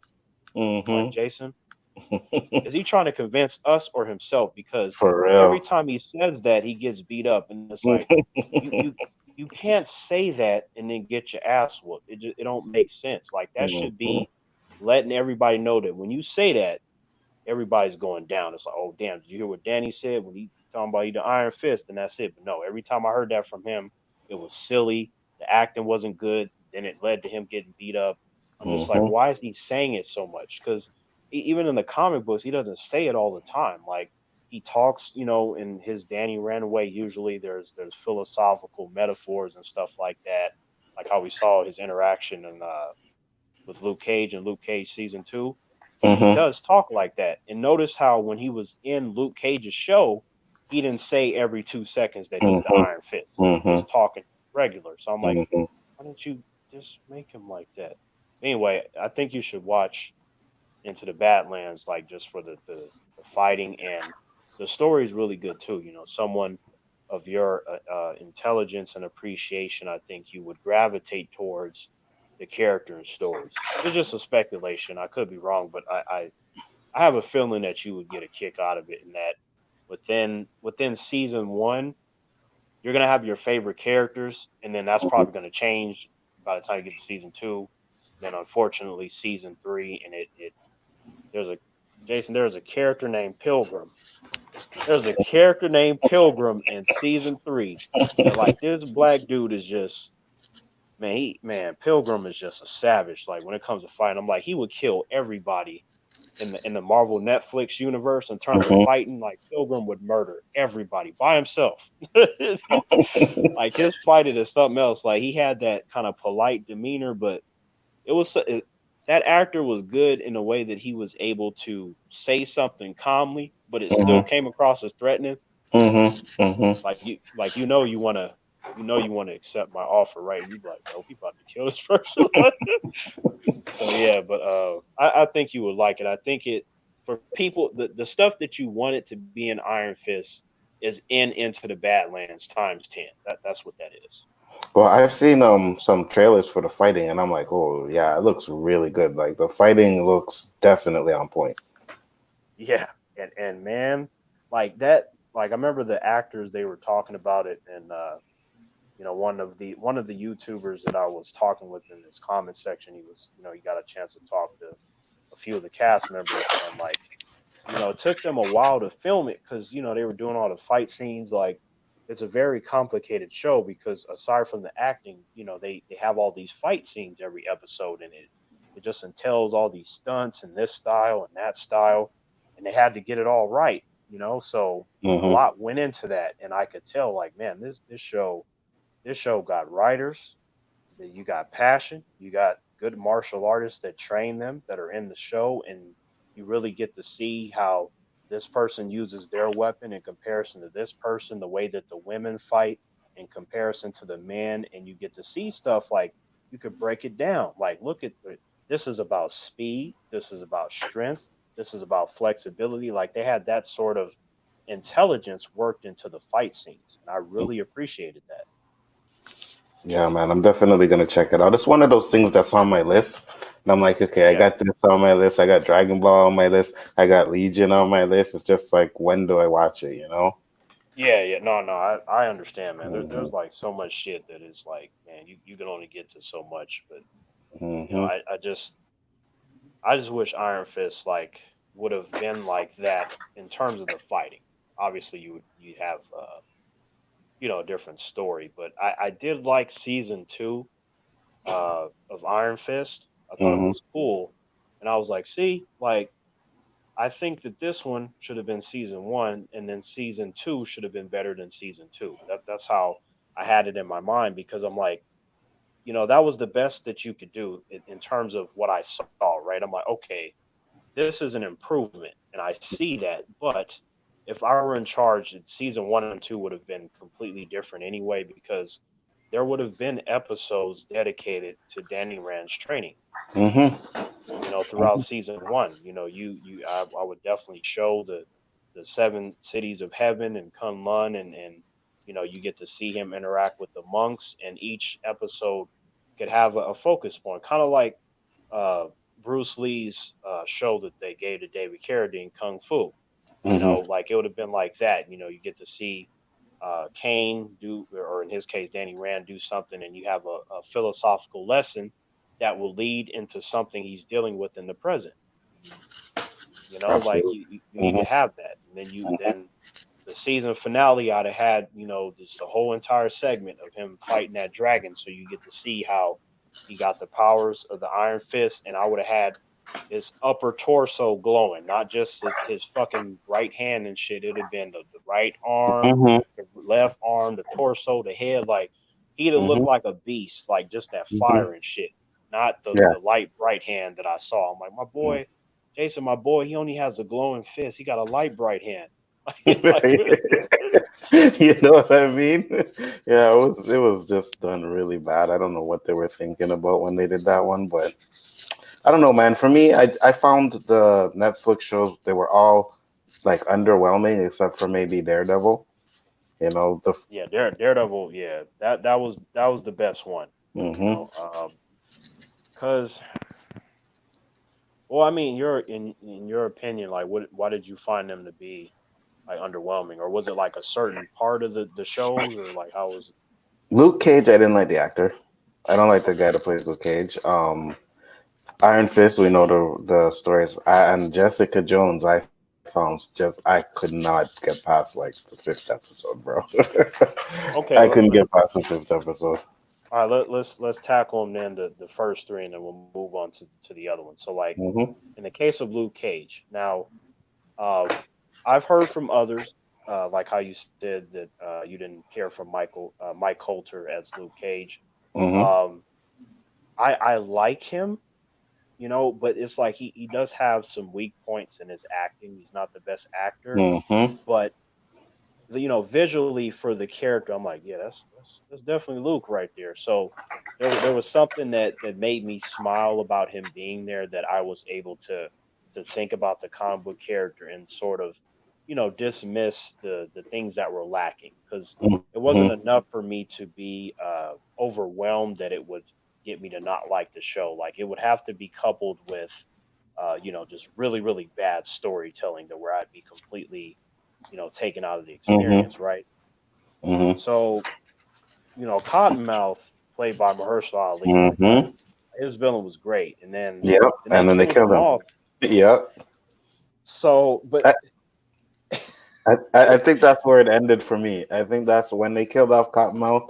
I was like, you know what I mean? Like, yo, he was the best part of the show for me, and then I just didn't feel it after that. I still watched both seasons. I still watched it after that, but I just didn't feel it like I did after that. You know what I mean? I just wasn't feeling it. no, that's fair, and that's also something that I've heard quite a bit. Now, for me, I did enjoy the whole show. Mm-hmm. I would have preferred that they not have killed Cottonmouth, Mm-hmm.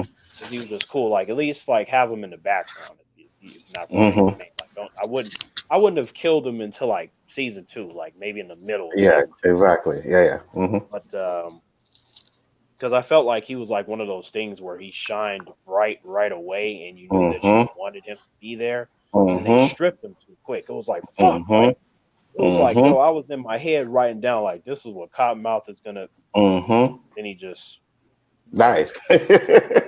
You got a shot out the window. I'm like, really? yeah, he Like, got killed by Mariah Stokes. mm-hmm. Like but whenever I say her name, I just be automatically thinking of Bushmaster, because like it just he was adamant about like you gonna call her Mariah Stokes, like some Yeah. Ryan Dillard shit. Like, Yeah. so so how did you feel about Diamondback? Because like I liked him, but obviously it's not Cottonmouth. um, it was okay. It was okay. I like Bushmaster better. You know, Oh yeah, yeah, I like absolutely. Bushmaster Yeah, better. You know, yeah. I wasn't really feeling it. And that's the thing. The first season felt like two separate seasons.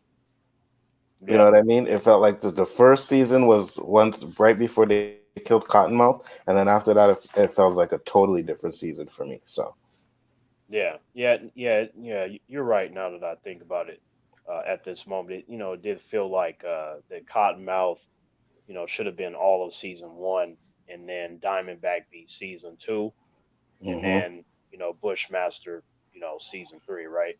So hmm you would have a villain that would stand out on their own per season, while you have exactly.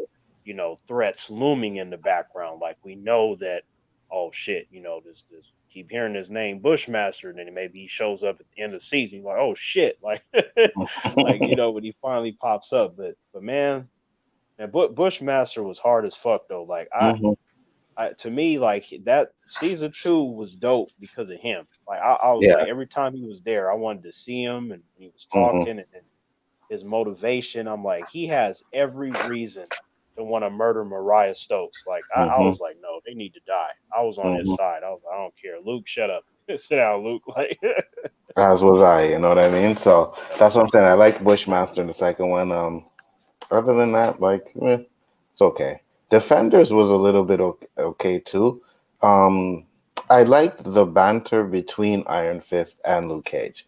You know what I mean? Like there's certain scenes in Defenders where they're talking and they're going at each other. I liked that. You know. Yeah. Same here. Cause like, it was like setting up for the heroes for hire thing where they're friends and they hmm have, getting hired hmm for helping people. So I was like, okay, they're setting that up. We never got that, but that would have been a cool show to have Danny Rand and Luke Cage doing things together. That'd have been cool. Yep. Especially like a whole show where they're the focus point. hmm Sure Um, would have.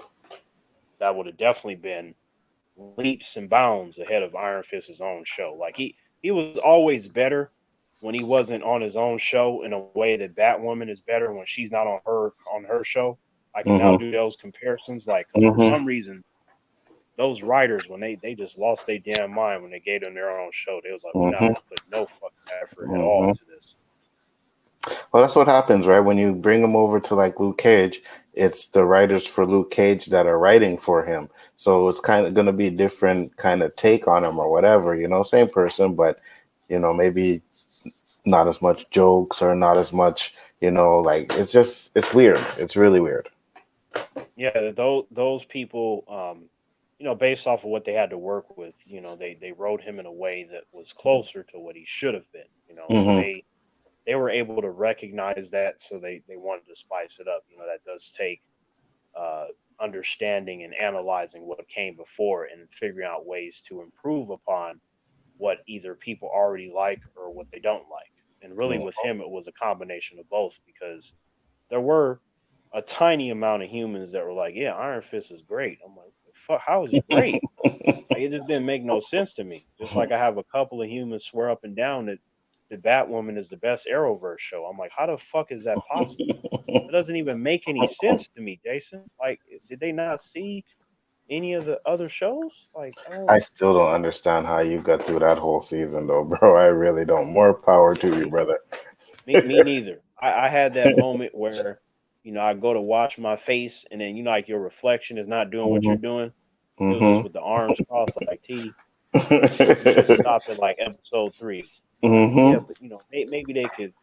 Well, nah, maybe nothing. I'm already on like about to be on episode 19 tonight, the season finale. And Jason, last week I saw the preview, 30 seconds, 20, 30 seconds, whatever, for hmm the preview season finale of Batwoman. And hmm within that 20 to 30 seconds, it looked like nothing was happening. And that was the season finale. I'm like, granted, I haven't seen it. Maybe they got a scene where it's like, oh my God. Like, I don't know, but I doubt it.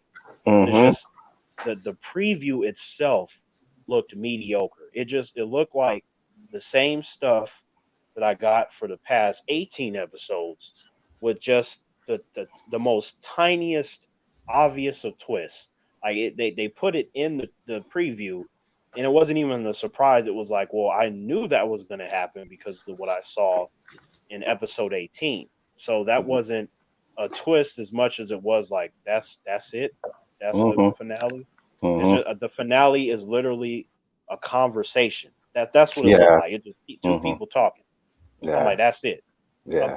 A Batwoman finale is just it seemed to be the highlight was just her talking to her father. That's Mm-hmm. it. I'm like, man, Walking Dead did something like that too. They had their season finale, but before the final episode, that's when the shit hit the fan. Everything went off in that episode, and then the season finale was just like, I don't even know, filler, I guess you would call it, till the next season. So right. like I don't know why they do that. You put the best episode last, whatever, but it is what I, it is. at least in the Walking Dead's case, the show it has its ups and downs, but that's not me Mm-hmm. saying that I've never thought the show was bad at any point. Mm-hmm. I just at certain points it was better, but like The Walking Dead, it has something in a way that I haven't seen with other shows. It's in the sense that you can have a dip in terms of like, man, like I want to Mm-hmm. see this character more of that, but just when you start feeling like that, they do something and then just pique your interest, and then like you said, Mm-hmm. you might get like these next three episodes to be off the chain, and then maybe Mm-hmm. that last one is just it's like, oh, it's all right, but Mm-hmm. it's not like so much that you're disappointed because you did get the three episodes of epicness, but you Mm-hmm. would have thought that that last one would have did that, but it still makes you intrigued to see what's going to happen next because you're like, Yeah, for well, sure. all that shit I saw, that's not done yet, so that's got to go. So at least The Walking Dead has that. It's able to grip you when it grips you, and then it lets you go, and then it knows when to grab you, assuming that you didn't leave like at the beginning of the season or something like that, right? Mm-hmm. So the case of Batwoman, it doesn't understand anything. It doesn't have moments where there are huge ups where you got three, four episodes or an entire arc that's interesting or a villain. You don't have that. You don't have Mm-hmm. a Negan. You don't have the Mm-hmm. you don't have the whispers.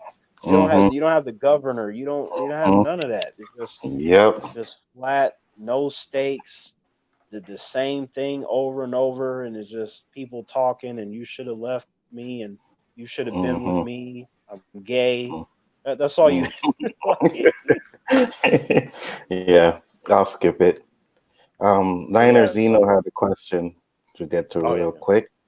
He said, do you guys think John Hamm would play a good John Constantine? I don't know who John Hamm is. I think I have a visual of John Hamm. I'm thinking the right actors. If I'm not mistaken, I think he was in Baby Driver. If I'm not mistaken, person listening with said question, let me know if I'm Mm-hmm. thinking of the right actor. He's a character in that movie where near the end he was pissed because somebody close to him had bit the dust, and he was Mm-hmm. adamant about his revenge. So, person that left the question, if you've seen that movie and you know who I'm talking about, you should be able to tell me if I have the right visual of the actor. Because if It's I him. am on point, you say yes. It's him. Yeah, I just Okay, Googled yeah. him. It's him. Baby Okay, yeah. Driver. Okay, so um, I could see I that, you know. I wouldn't hate it, but it would be more of like I would have to see it. I think that Mm-hmm. he could pull it off, but that'd be one of those like I would have to see it. Like I'd be intrigued to see what he would do with that character. Yeah, me too. I think he would probably do it. I think he probably would definitely be one. And Matt says Batwoman needs a Winchester. That Batwoman needs a reboot. That's what it needs. Like I need to take it's that nothing. show and stick it up someone's ass. You know what I mean? It doesn't matter who you bring on. It's not to make the show better. I mean, they just ruined Hush recently on that show. Its first live action appearance. So no, it doesn't matter who you bring on. Like you could, they could like at the beginning of season two, they can have Batman there, and he can have like let's just say that first episode is amazing, right, Jason? Mm-hmm. Then I'd be like, okay, Mm-hmm. well, why is that? And then it's probably going to be because Batman was fighting people and he was dope. But then you would still realize how bad the show is because of how good he is. And then Mm-hmm. you would Mm-hmm. realize that everything around him is bad, that he's just the only good thing. So when he leaves, it's gonna go back to where it was because he was the only thing that was good.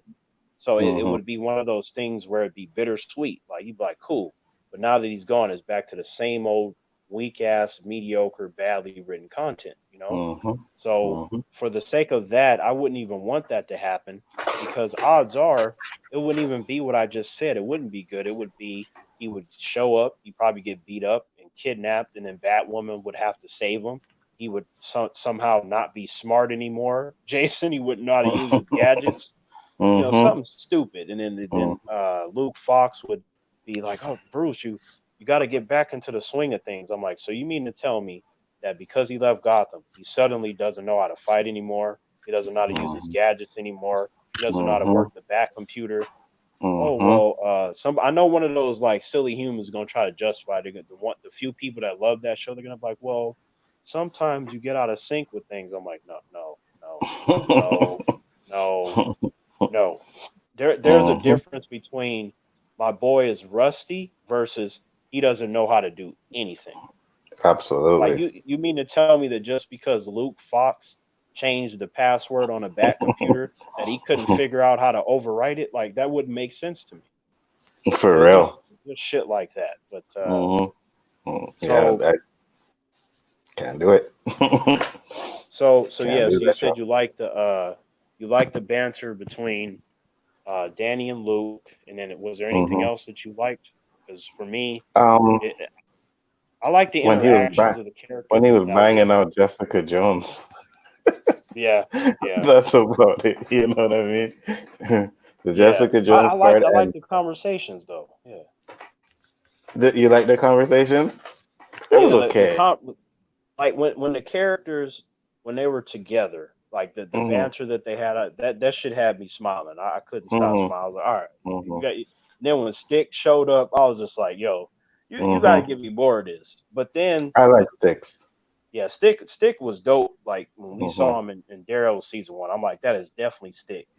I'm not gonna forget when he showed up and threw the keys, and then Matthew Murdock caught it, and then Mm-hmm. you see him in the park, and he's just like, "Hey, you gotta stop being a bitch. Like people ain't gonna feel sorry for you, Maddie. Like you sit Mm-hmm. there, you enjoying your ice cream, good, because that's the only fun you're gonna get out of life." Like he was just so like he was just letting them know, Jason, and then he was just like, "So were you born blind?" No, no, I lost my sight at like the age of 8 or something. He's like, "Wow, you had like 8 whole years. It's a miracle." Like it's Mm-hmm. just the way he was twisting everything around to get him to understand how reality works. So you put him with those defenders characters. I was like, yeah, this is gonna be fun to see how he responds to this versus them because they're all over the place. They all got their own problems, their own personalities, and a Mm-hmm. lot of them lack discipline.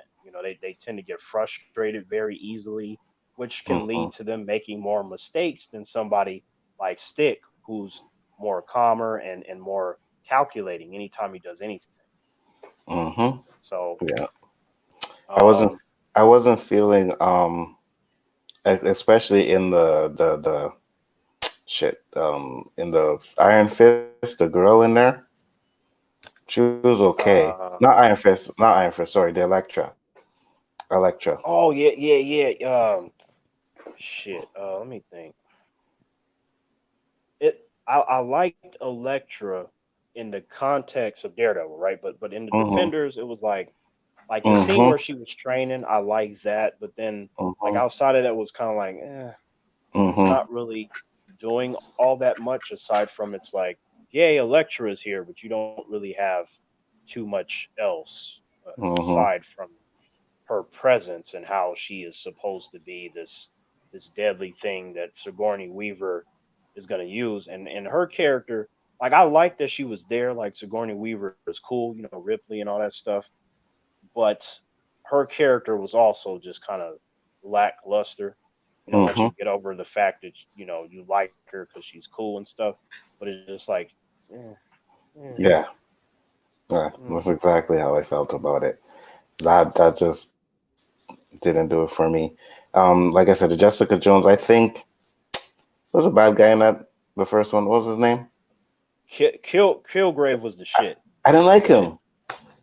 I didn't like him. Kilgrave was I didn't like his character. Maybe I gotta watch it because I only watched like maybe I think I got to 5, and then I was just like, okay, no, I can't take oh this anymore. man, oh Mm-hmm. man, my boy, he didn't like he was popping off in the first 5, but after that, Jason, like the stuff that he was doing Mm-hmm. to the police and to Jessica's head, I'm like, yeah, Kilgrave is the shit. See, that's the thing. Like, I didn't get into that because I know he ended up, especially when I seen it from, I think it was either Luke Cage or Defenders. He actually had Jessica Jones under his spell at one point, and I Yeah. never got to that part. You know what I mean? So.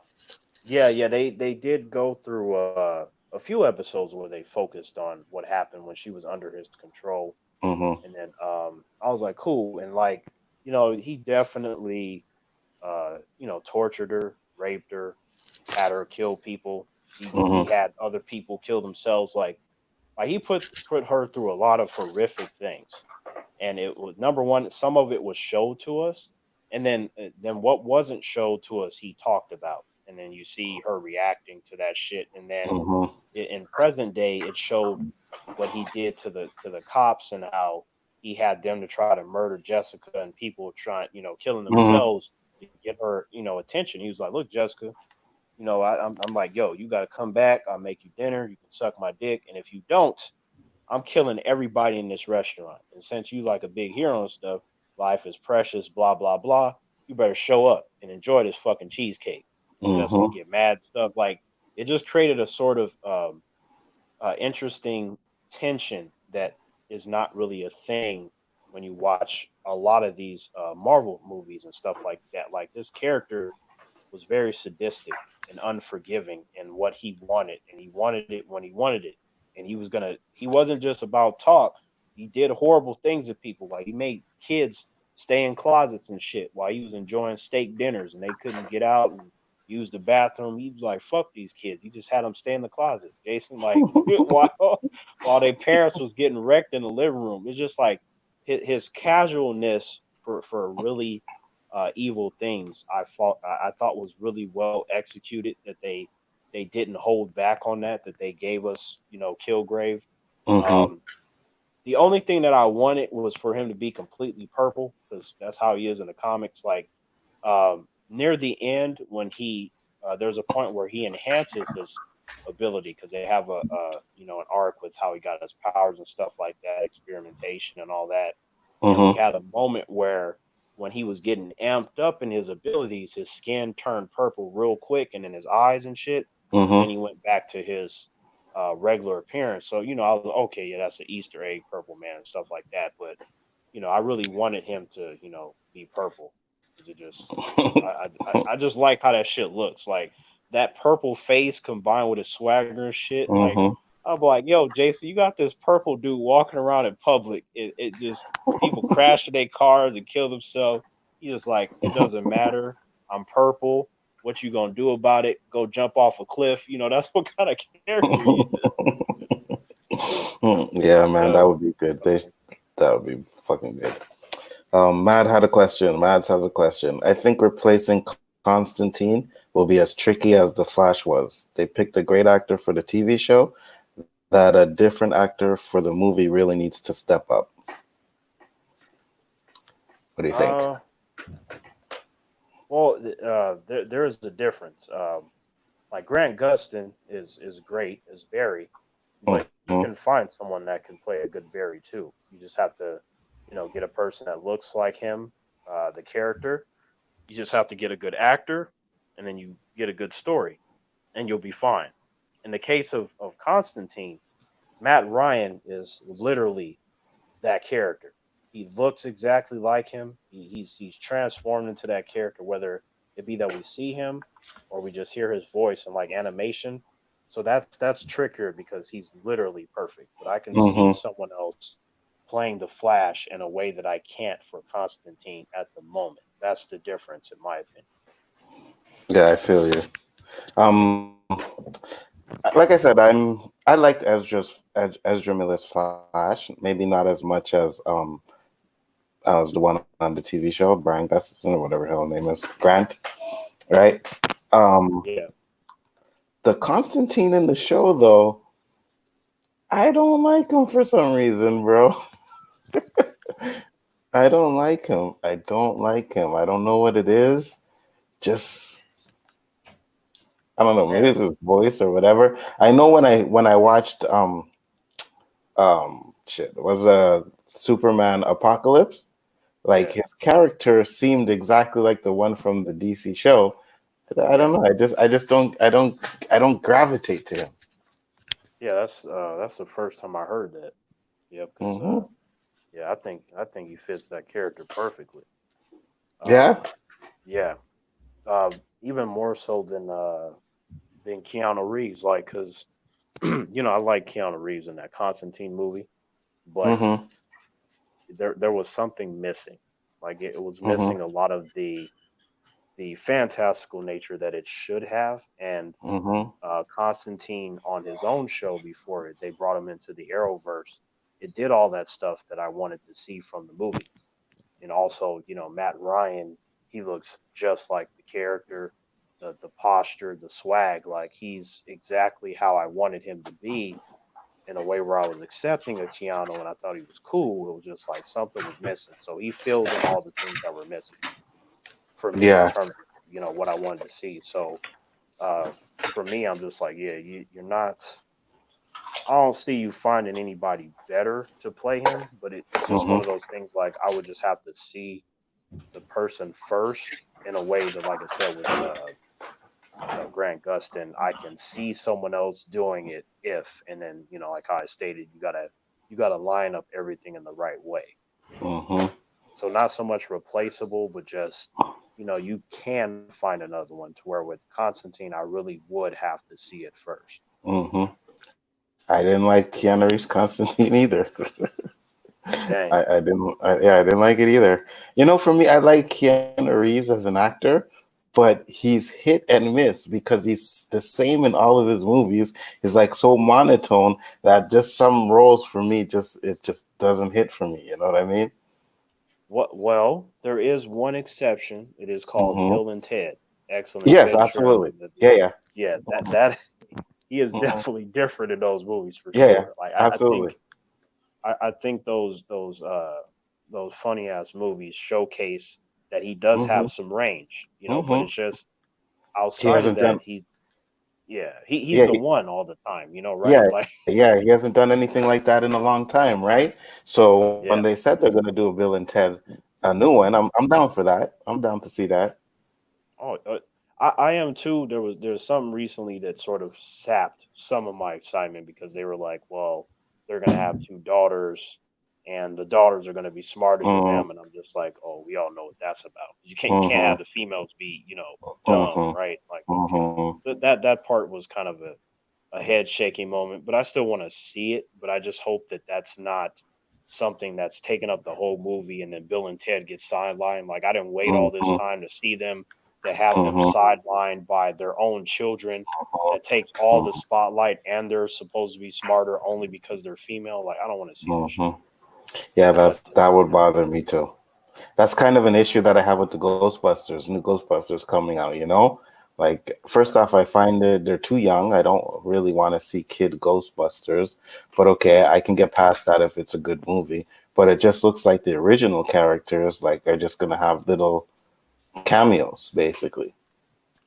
right, because I know that most humans they don't like the 2016 one. I got a kick out of it. I was Mm-hmm. laughing. I thought it was funny. I thought it was better than number two. I thought Ghostbusters two was just kind of weak, with the exception of a few scenes and a natural chemistry between the four that we liked in the first one. So it was Mm-hmm. like nice seeing them, but I'm like, the painting and all. At least with the female Ghostbusters, they were themselves, and it was like a take it or leave it. To where this one told me specifically that it's a sequel of number two, Mm-hmm. but it doesn't look anything like the first two movies. Mm-hmm. Looks like Mm-hmm. it looks like something different. So I Mm-hmm. feel I not to the extreme, but it was just slightly insulting. I'm like, that was not what I expected when I clicked on that trailer. I thought it was gonna be like, because when they said we're gonna go and continue from two, even though Mm-hmm. I like two, I'm just saying that it's not as good as one and all that stuff. and obviously to me the first Ghostbusters, cancels out the second one and the 2016 one.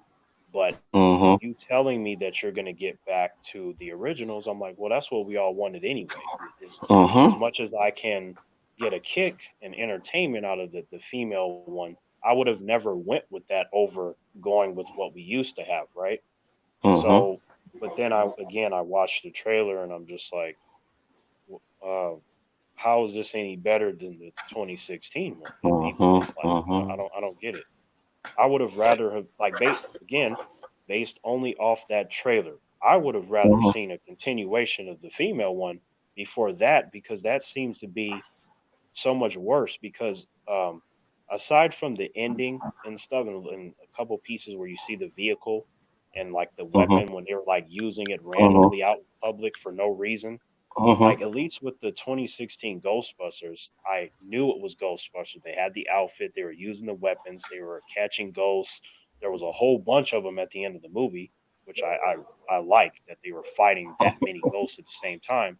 But this one, Mm-hmm. it doesn't even look like a Ghostbusters movie. Like forget Mm-hmm. the different genders and all that stuff. It doesn't look like a Ghostbusters movie. So how is this Well, any better when everybody's saying it's already better than the other one and it don't even look like it? well, to be honest, we just seen a teaser trailer, so I can't really go off of that so much, right? Because they really didn't show much. But to take a quote out of your book, that 2016 movie was a hot piece of shit on a hot summer day, if I I said it can't right. I cannot say that because number one I did enjoy it, and number Mm-hmm. two, like story wise, I thought it was better than the second one. I feel like the only reason that people are going to say that the second one was better is because it had the original cast from the first movie. Because I think you might have been there when I asked Danny, "What did the Mm-hmm. second one give you?" He couldn't tell me Mm-hmm. anything because the Mm-hmm. second Mm-hmm. one's not that good. So I think that like when I saw the trailer for the 2016 Ghostbusters, my response was, "Why are they all female?" Like it just seemed random, you know. And the trailer itself wasn't all that enticing to me, but I was like, I'll go watch it. It's Ghostbusters. I'll see what's up. And then I watched it. And I was like, oh, okay. I actually got a kick out of this. And I think that the ending of the movie, where they fight all the ghosts and stuff, and they had the different weapons, and I think you also heard me tell Danny, which at that time he said he hadn't seen the movie nor that scene. And I was like, that scene is about 4 minutes long. When you see that scene, I want you to tell me which scene in number two is better than that, aside from the Statue of Liberty scene. Don't think Mm-hmm. about that scene. What else in two is better? And most people that I ask that, they can't say anything. I'm like, what other scene? And then no, the whole movie doesn't count. I'm like, what scene is better than those girls just going ham on all them ghosts and the different weapons and shit? Like, what scene? Nobody's been able to tell me anything. It's not that anyone would be wrong. I just asked for one example. I'm like, what scene aside from that is better? Yeah, I don't know, man. I see what you're saying. Forget the movie, Jason. Yeah. Okay. Just that Yeah. one scene. I don't. I can't really say about a scene, but there's things in the movie that I like when the train is coming at them and it's an invisible train and they almost fight, and I like the jokes better in Ghostbusters too. Like I didn't find the 2016 Ghostbusters funny at all, like at all, and I hated what they did with Thor's character. They made him so stupid. So wasn't for me. Wasn't for me. Hot piece of shit.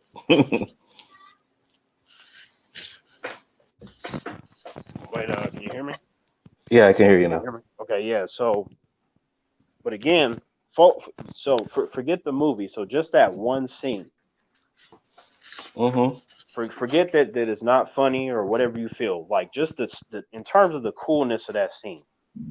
Like you didn't think that scene was cool when they were fighting all the ghosts and they had the different weapons and stuff. Like fuck the movie. Just Honestly, that one scene.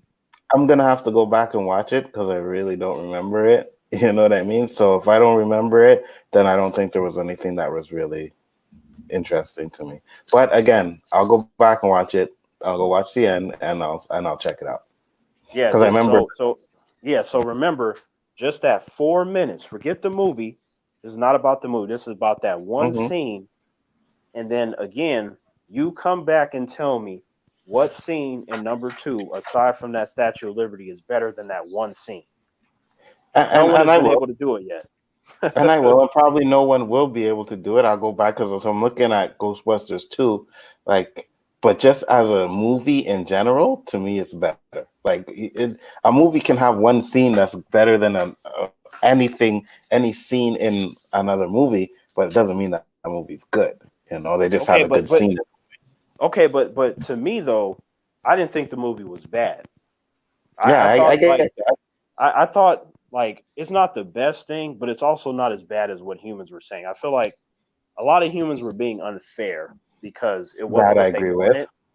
Hmm. So they already have a bias. That movie could have had a great villain, which it didn't. The villain was okay, in terms of Hmm. what he wanted. Like he just wanted, like he struck me as a dude that was mad at society and he wanted to unleash the ghost to punish them. I'm like, okay, like I've seen MCU villains that are worse than that. So I'm like, yo, at least I could sort of get behind why he wanted to do that versus somebody like Ultron that didn't do shit in the whole movie. You know what I'm saying? Like he did Hmm. nothing. So you Hmm. have that over more respectable movies that you have at least a fairly decent villain. And then when he unleashes the ghosts and stuff, I'm like, okay, first of all, if they wouldn't have been there to stop that, everybody would have died. Like you had ghosts and stuff that had axes and weapons, and we're talking about pure murder. And it was a whole Hmm. army of them. It was like they had to stop them. There was no, well, maybe if they weren't there, and then some. No, they had to stop them. So you got that. Now the nature of the characters, that's that's opinionated in terms of whether you like them or not, right? Because a lot rests on if you like the characters. The characters to me were fine. The one Hmm. that I'd be pulling for out of all those women is Holtzman. Remember the one with the glasses that was smart and did like all the tech and shit? Like Yeah, yeah. that was my favorite character in the whole movie. Holtzman. Like I Hmm. can watch that movie again just for her because I thought she was fucking awesome. So Holtzman is the character that I go to in that movie. If nothing else, I'm like Holtzman was dope. The Hmm. rest, the other three girls, again, I was fine with them, but I didn't like them anywhere near as much as Holtzman. And then Chris Hemsworth, that dude, his character made me chuckle because he was so fucking stupid. I was just like, what is he here for? Like this dude, he sees like a glass window and he taps on it in a way to where it looked like he's never seen that before. Like his character was just stupid. So Hmm. it was bad, but it was so bad that it was funny because it kind of threw me off as to how stupid it was. So that's where you got the chuckles from me. So I was like, okay, this Hmm. movie is completely silly. They're not taking this seriously. So what does it come down to? I have to look at the characters. I thought the characters were okay. Holtzman I Hmm. thought was awesome, but I'm like, all right, well the other characters are okay. You had cameos from the original cast. That was okay. It would have made it any better or worse with or without them. It didn't really make much of a difference, right? Um, Hmm. the villain, whatever. I'm like, you can interchange him with a lot of villains that are better, but to me, he wasn't the worst I've seen. He just kind of was flat. Like he himself was flat, but what he ended up doing was better than him as a character, is what I thought. You know, Hmm. um, Gotcha. the finale of the movie in terms of the stakes that they had to, they were pretty much beginners for all intents and purposes, right? And they had to deal with all of that, which I thought, okay, this silly ass movie does have some stakes to it. Jason, that you would be put in such a dire situation. You thought like that scene, the ground was opening up. It looked like a gateway to hell that they could have got sucked into, right? And Hmm. then that was coupled with, I don't know, hundreds, thousands of ghosts that they had to slay. There were so many points where I'm like, if they make a mistake, they're all dead. And even if they do everything right, who's to say that a ghost is not going to come out of this car, the one that they forgot, and just wreck all their shit while they're not looking? So For real. I was like, okay. So overall, I was like, this movie I didn't think was bad. It just I felt like it came down to nothing but taste, right? So I talked to a few people that liked it. Most people didn't that I talked to, the few that watched it, right? And I was like, I can respect that because none of us asked for this. I didn't ask for this. This is just something that we got, and I can appreciate it, but it ain't the best thing in the world. You feel me? So, somebody Mm-hmm. not liking it's not breaking my heart. It's just like I tend to wonder if most people gave it a fair shake. Like did you give it a chance to leave some kind of positive impression? If any at all. Yeah, no, I feel you. And me personally, I didn't think it was such a bad movie. I didn't like it, but I didn't think it was that bad. It's not as bad as what most people said. But we got a few questions over here. So Nino, I'm sorry, Niner Zeno says you guys should see the anime Berserk.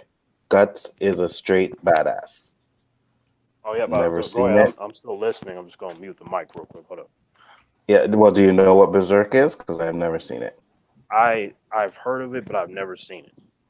Okay, cool. Next one is to Mads. Mads said, to be honest, Bill and Ted were idiots. I'm glad the kids have brains. Yeah, but that was the joke of it, that they were idiots, and that they were funny. I really liked their movies, so yeah, I really like the Bill and Ted movies. I'd have to go back and watch them again because I really don't remember. And the last question from Nino Zero, sorry, I keep saying that, Niner Zeno is definitely for you, Terrance, because um, I'm not a Dragon Ball guy. So, in your guys' opinions, is putting comic book character versus anime characters too hard to predict a winner? Absolutely not, because Mm, depending on the characters, you would get you have characters get completely slaughtered. Some of them would be more even. It would really like I would have to address it, fight by fight, team by team, and I could break it down easily, assuming that I know the characters that they speak of, right? Especially when it comes to Dragon Ball characters, I can definitely tell you who's going to beat who and who's going to lose to who and why, and very very full detail. But uh, going back to what Mad said real quick, because I was preoccupied, but mm-hmm. in terms of Bill and Ted, for someone to say that they were idiots, I'm like, well, that was the point of the characters in the movie. They're That's what not I said. supposed to be smart.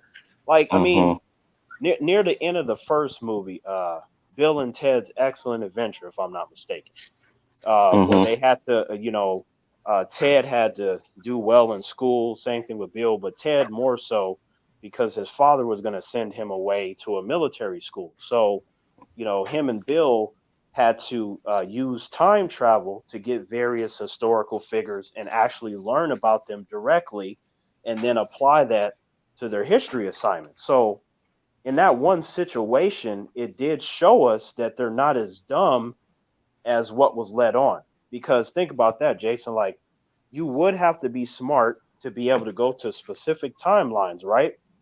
To know where Mm-hmm. to go, you would have to know what paths to take to get to said historical figure. You would then have to be smart enough to keep them with you and not lose them per se, and just be able to have that many characters and then to use them in a way to where to everyone else thinks that you just hire some actors, but you and your friend know that those are the literal people from those time periods. And then to be able to place them all back without messing up the timeline. So Mm-hmm. if you ask me, they're smarter than the fucking Avengers in terms of the shit that they did in Endgame. So how's that for them being stupid? What do you Mm-hmm. think about what I just said, Jason? I absolutely agree with you. I think the fact that and they weren't stupid, they were idiots, more or less. You know what I Right, mean? right. Like you said, Yeah. what they did, you couldn't do that if you were stupid. They were just rocker guys, I guess you want to call it. Like I didn't think they were really dumb, and that was the whole point of the movie. So Exactly. And as we know in the first movie and the second movie, that people from the future were all inspired by them and their music that they end up creating. Remember that, Jason?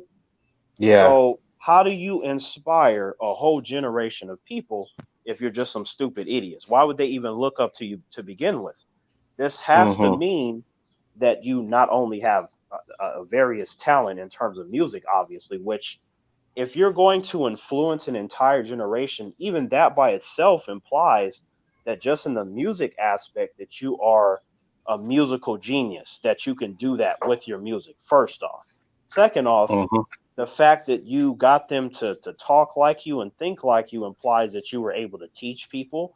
They were able to make their lives better because you came into it. So you actually have multiple levels of intelligence that is overlooked because of the way that they behave, like the dude and the little playing the guitar in the air type shit. Like they're Mm-hmm. like if you just see them and talk to them, they're not going to necessarily be the smartest guys in the bunch, but it's just again when you see what they went through coupled to what you know them to be like in the future, it's implied that they're everything but stupid. They're sort of like free spirits. They just don't think as much as most people, which is why Mm-hmm. they're so fucking happy all the time.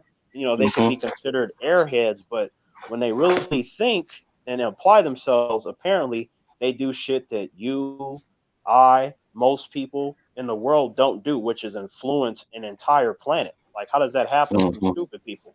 Like, Yeah, I know. I agree with you 100%, bro. Like I said, that for me, I love the Bill and Ted movies, and that was the way they were supposed to be, you know. So they were more, like you said, more airheads than anything than stupid. So.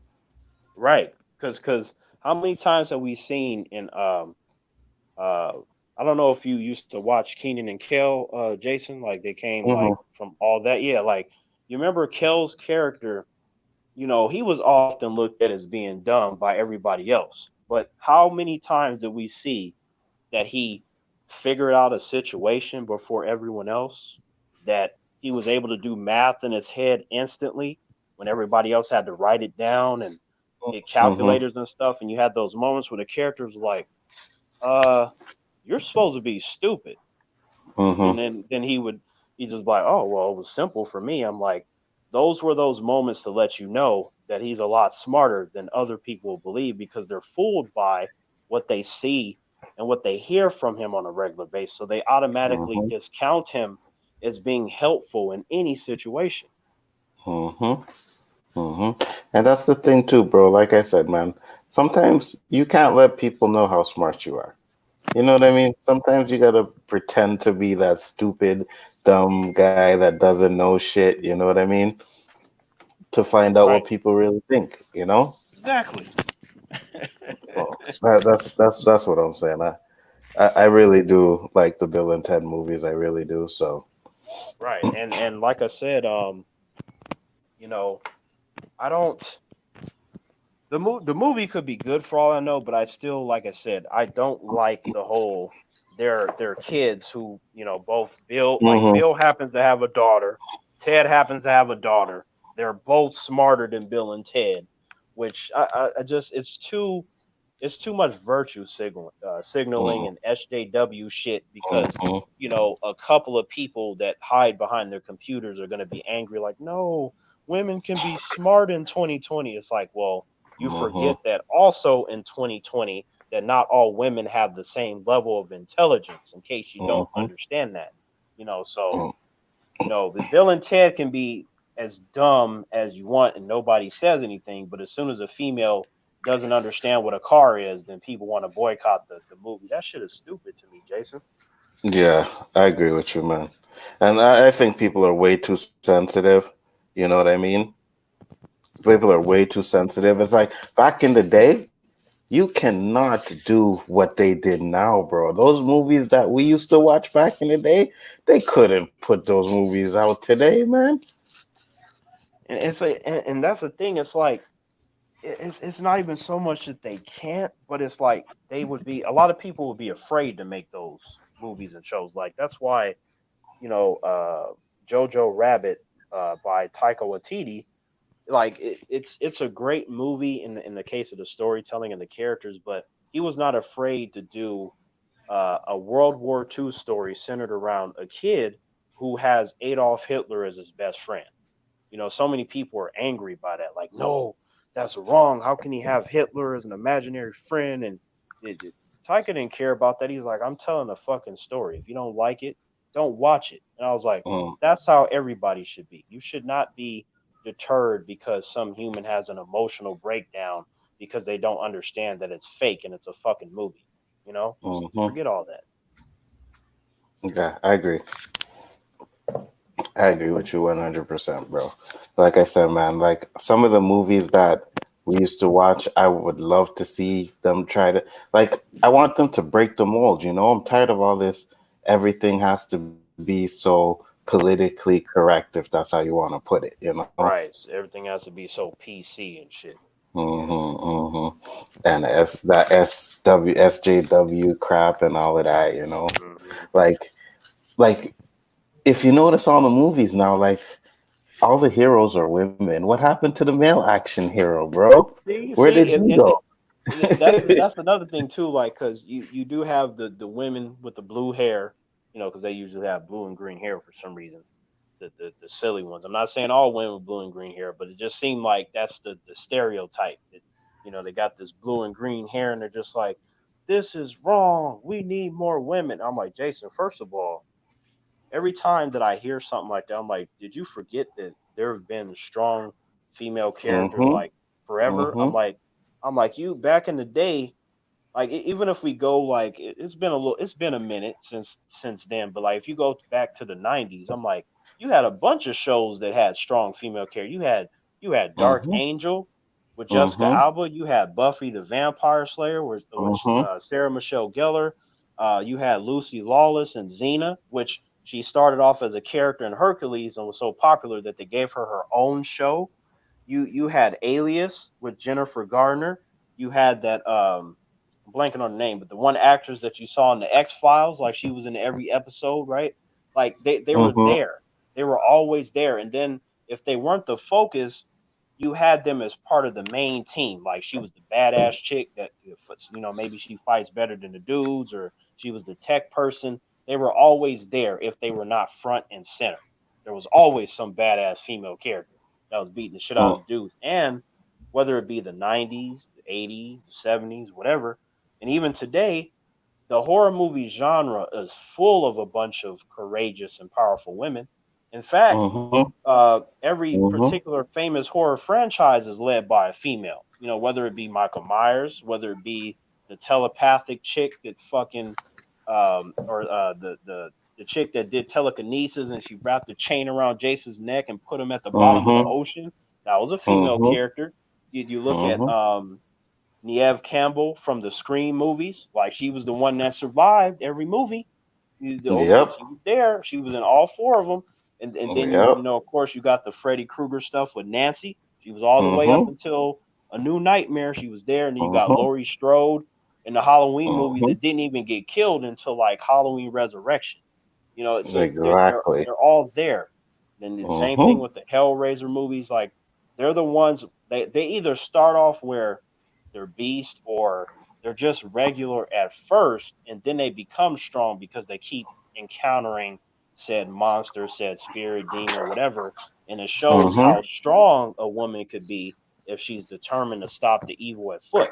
So Yep. while you had those movies where they had women with the tits hanging out and stuff, you still had the message of like the one female that's different is going to be the one that she might run away, but that's because it's frightening, it's new, but at some Mm-hmm. point she has to face the monster, because if she doesn't, then she's going to die. Maybe Mm-hmm. everybody else in the world is going to die. Maybe it's up to her to stop it, because she's the only one that might know about it, might know the weakness, or she learns the weakness.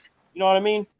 Mm-hmm. So they're there in every genre, especially again the horror movie genre, which has picked up. And you look at A Quiet Place and stuff. You got Mm-hmm. Emily Blunt's character and shit. And she stepped on the nail and she was able to not scream and shit. And then she was having a child, and that fucking Mm-hmm. creature. She was able to not scream while the number one, she had a fucking hole in her foot, and she was Mm-hmm. giving birth. I was like, yo, my pinky toe would have hit that nail, I'd have been like, dude, like, Yeah, like for real, bro. I'd have gave a yell or some shit, and then I would have fell down the stairs, and then I would have died. So Mm-hmm. she's definitely better than even a lot of men in that situation. I'm like, that's a fucking nail going through your foot, Jason. Like, and it was a Mm-hmm. long ass nail too. It Mm-hmm. completely disappeared. And I was that's the like, thing. man, They could make so much strong women movies without forcing it down your throat. You know what I mean? So like I don't see what exactly. the point is. Like, like we can get you even forgot Sarah Connor, bro. You I know what was I just about mean? to go into that. I was just about to go into. She was gonna be next because I was about to go into the Terminator stuff. Like, and that was Exactly. another. That was another one where you got a waitress and she seemed regular, and then the guy from the future Mm-hmm. like, hey, you're important, and you're gonna train his son, and he gonna be the savior of all of us. You're gonna stop Skynet and everything. And then by two, she was all shredded, and she had experience, and then she got out of the mental institution, and she dealt with not one Terminator, but two. She dealt with the Mm-hmm. T-101, which was Arnold's model when they applied the skin, and Mm-hmm. then she dealt with the more advanced one in the T-1000. And she was T-1000. just like, she was like, yo, I got to deal with this. At first, she was scared. She was like, fuck, this shit is back because you get traumatized and stuff.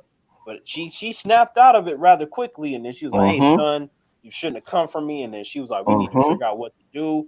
When she heard about Miles Dyson, she drove to that nigga's house and she was about to murder him in front of his family. Like, Mm-hmm. Sarah Connor was a beast. Like, Yep. Damn right, bro. So that's exactly the point. It's like if we can get this, we've had this for years. So I don't understand what the point is now. It's like, oh no, we need representation and we need strong women and this and that. Like we've had that for years. So exactly. It's all because of that Me Too movement that mm-hmm, went sideways. I guess it started off with noble intentions, but then it got taken over by the idiots, whatever, whatever. But mm-hmm, regardless of what happened, it tends to affect everything now. Now you can't even mm-hmm, wave at a woman without getting shot and mm-hmm, arrested and sexual mm-hmm. harassment and all this other stupid shit. Exactly. But and Exactly. then in the movies and shows, Jason, they got all these dumbass messages and the characters are behaving Mm-hmm, like the females are only good because the men are stupid, right? Like we were just mm-hmm, talking about Chris Hemsworth's character in Ghostbusters. mm-hmm, He mm-hmm, was made so much dumber than all those female characters. Like mm-hmm. he didn't even have basic intelligence. He didn't know how to Yeah, use a phone, Jason. yeah, Like he I didn't know how know, to I do know. anything. Yeah, I know. So Yeah, I even though I was like chuckling, I'm like, damn, this dude is dumb as fuck. Like, how do you mm-hmm, like? I was mm-hmm, laughing, but it's just I still do like, yo, why the dudes got to be like this? It's like mm-hmm. so he's just dumb, but he's handsome, so the women will be like, yay. But I'm like, he's not a character of substance, right? So and it happens in a lot of other shows and movies where the females, like the guys, show up. They're supposed to be powerful. They get beat up. Martian Manhunter get beat up. Superman get beat up. Mm-hmm. But you got Mm-hmm. Alex coming up in there. Alex show up. She taking out like 7 dudes, and then maybe she get Mm-hmm. one scratch on her arm. I'm like, how the Mm-hmm. fuck is she doing better than Martian Manhunter and Superman? How is it that they get For real. knocked out as soon as they show up? They might as well not even show up. For And real. they depower them to elevate, Alex and Dreamer and Supergirl. It's like, and Mm-hmm. people like they're so powerful. I'm like, well, they are, but at the same time, would they be as powerful as they are if the males were at least 50% as competent as they are? Like, I'm just saying. Exactly. I mean, Mm-hmm. shit. I'm surprised that like, Lex on Supergirl is so fucking smart. Like he stands out because he's so much smarter than all the other males in the way that he Mm-hmm. should be. Mm-hmm. He's almost killed Mm-hmm. Supergirl like 3 times. He could have Mm-hmm. killed her, and we saw him in Crisis. I'm like, see what? That just highlights even more how they do that shit on purpose. Because when they want to, Exactly. the dude can be beast, but then you notice like, oh shit, I probably didn't notice it before, but these other Mm-hmm. guys are stupid as fuck, Jason. Mm-hmm. And look who they got to play Lex. So if they really wanted to go that stupid Lex route, they could have because he was a Yeah. dumbass in 2.5 Men. You know what I Yeah. mean? So if they really wanted to, they could have had Lex being such a fucking idiot, bro. But they didn't, so that was you, you good. know And I you know like what's him as like, what's funny about that, Jason? Like, I haven't seen a lot of 2.5 Men, but I've seen enough of it, right? And like mm-hmm, when I saw him, I was saying to myself, Jason, like, I've seen him somewhere. Like, I can't put my finger. And then I seen the articles come out, and then they had the. I'm like, that's where I saw him from, because mm-hmm, it was like I mm-hmm, knew his face, but it was like, okay, he normally mm-hmm, has hair, and I know I seen him somewhere. I know. Mm-hmm. Then when they said that, like you said, like they could have did it the silly way. So when I, Mm-hmm. noticed, I'm like, okay, that's what I know him from. I'm like, he was so damn silly in there, but I'm like, man, Mm-hmm. they made sure. And then he was saying, and when they had those interview segments for Crisis during the commercial break, he was saying like Mm-hmm. how he wanted to take it seriously and be a good Lex for the fans Mm-hmm. and stuff. That he Mm-hmm. would even interact with the writers of how he felt that the character should be portrayed. I'm like, I started Mm-hmm. clapping. I was like, he probably saw that they made his character a bitch, and then he was like, no, we're Stupid, not gonna yeah. write like this. Like hell Mm-hmm. no, like Mm-hmm. I will fucking walk away. Like he was Mm-hmm. very adamant about that, and like at that moment I instantly gave him my respect in a way that not that I hated him before, but it was just hearing him talk and Mm-hmm. understanding that there was a pattern with what they do with male characters that he didn't want that for the character that he was going to play. So I'm Mm-hmm. like, all right, that's respect. Because a lot of actors, I feel like Absolutely. they ain't gonna say that shit, Jason. They're gonna be trying to say their career like, oh man, Jason, it's the best character ever, and people like love Mm-hmm. him, and this Mm-hmm. character is so perfect and you've never seen anything. They're gonna be trying to ham it up. But John Cryer was like, nah, like I had to let him know. I was like, all right, John Cryer, I see. But at this point though, they must know that the route they're going is wrong. Like they must know that by this now. Or are they too arrogant to even realize it? I think that they know, Jason. I think what it is that they believe that they're doing right based off of the sentiments of a few people. Mm-hmm.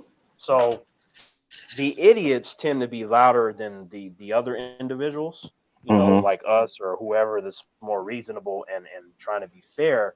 So they tend to pay attention to the couple of the humans that have torches outside their studio. They're like, no, make her strong. Yeah. And then it's just they don't understand that they're like, is that like a couple people down there that got some torches? Yo, Jason, hit up security real quick. That's not okay.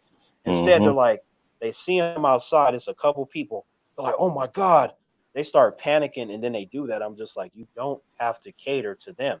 Your audience Mm-hmm. would be bigger if you ignore those fucking idiots. In fact, your audience tends to start off a certain way, and then when they realize what it is, they leave. And the only Mm-hmm. people that are still there outside of like a rarity like me where I'm just gonna watch it no matter what. But like most people, they're already gone, and the little tiny percentage of people that you have still watching are the people that were outside of your studio that were upset because the female is too sexy. Like she should be wearing a sweater. I'm like, no, she Mm-hmm. should.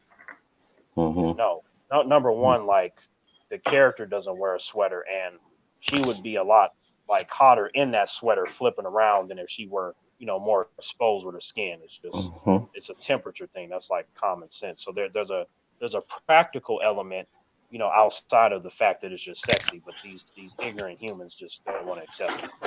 And that's what I'm hearing now. I'm hearing like they're trying to draw women differently now, like with more manly bodies with no boobs and stuff like that. Like, who the fuck wants to see that?